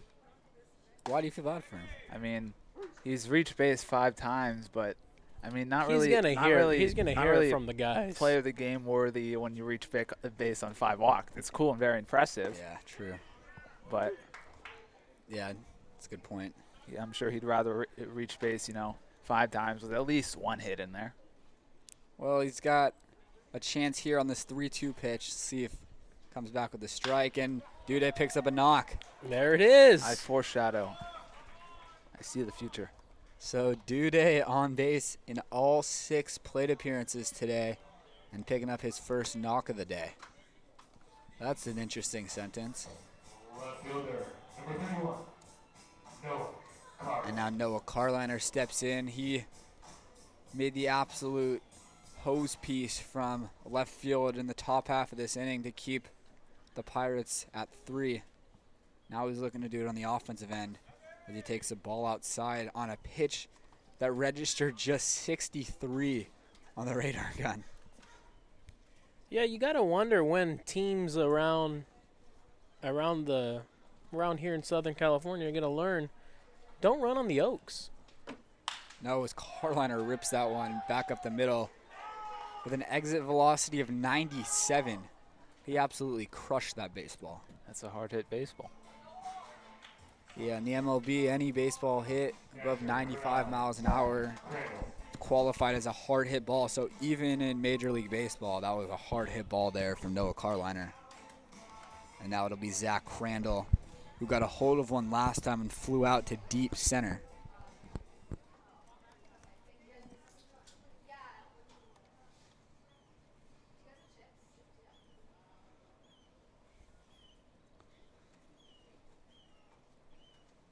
Crandall takes a ball. 1-0 now. Again, Karliner making it tough for the player of the game conversation now. His final line will be 3 for 5, 2 RBIs, and an absolute cannon. outfield assist. Yeah, we really do got to just. I think we give to might everybody. just Team have play to of the game. interview everybody on the team after the game. Works with me. Even the guys on the bench today, because why not?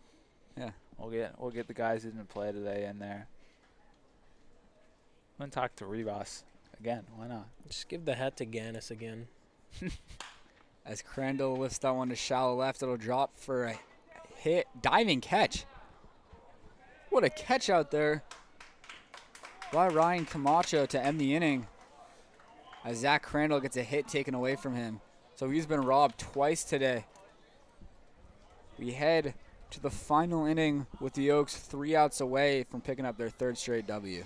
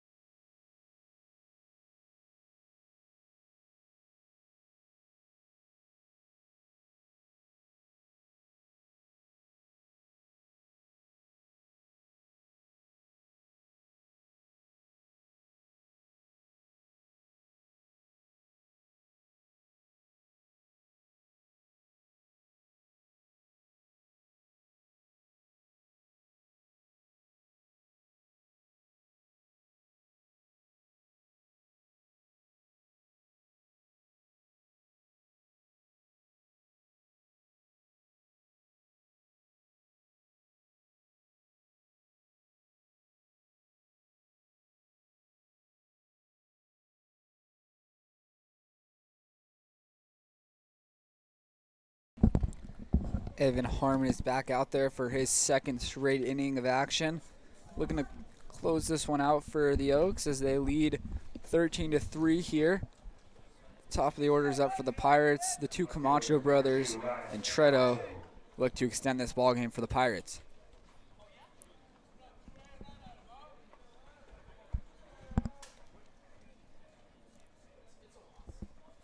Harmon fires up first pitch strike in there.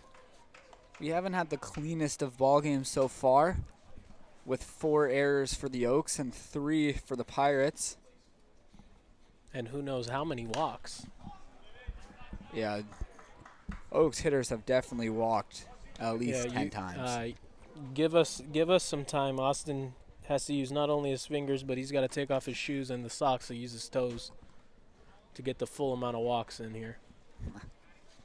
The 0-2 from Harmon. Don't even know how. Fights that one Camacho. off. Yeah, I don't know how he did that. Got his hands inside on. It was only 89, but still. Still a tough location. Yeah, really tough location. And on the hands.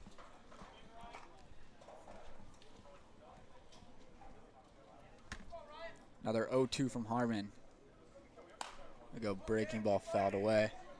If you're wondering why you haven't heard Austin's voice in a while, that's because he's still trying to just figure out how many walks there were for this Oaks offense today. Yeah, it was a lot. 16. We've walked 16 times. 16. Well, that's including hit by pitches, but Still, I think it's 13 with not hit by pitches so included. 16 free passes as the best left fielder in the world catches the routine fly ball out there. Karliner's having a day. Really boosting his ego. At that one. Confirmed day haver. A lot of guys having days Oh today. yeah. And we're gonna have to apologize to some guys for not being players of the game.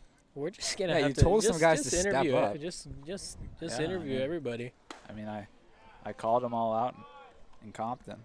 Yeah, he's told them to step up, and it's like they all decided to listen. We It will. was almost officially named the Tyler Gannis Award.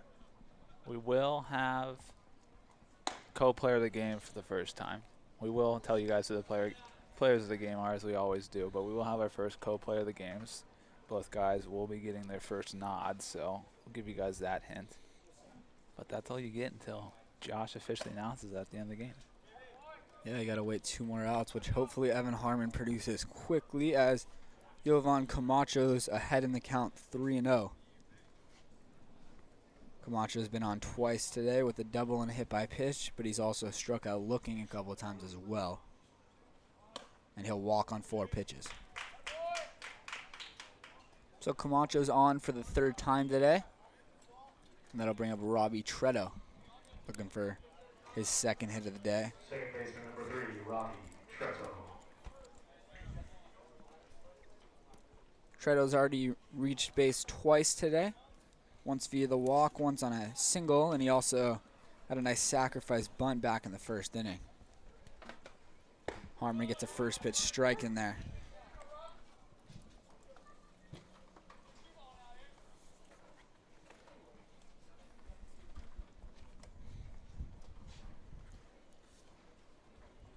And that one's chopped up the middle.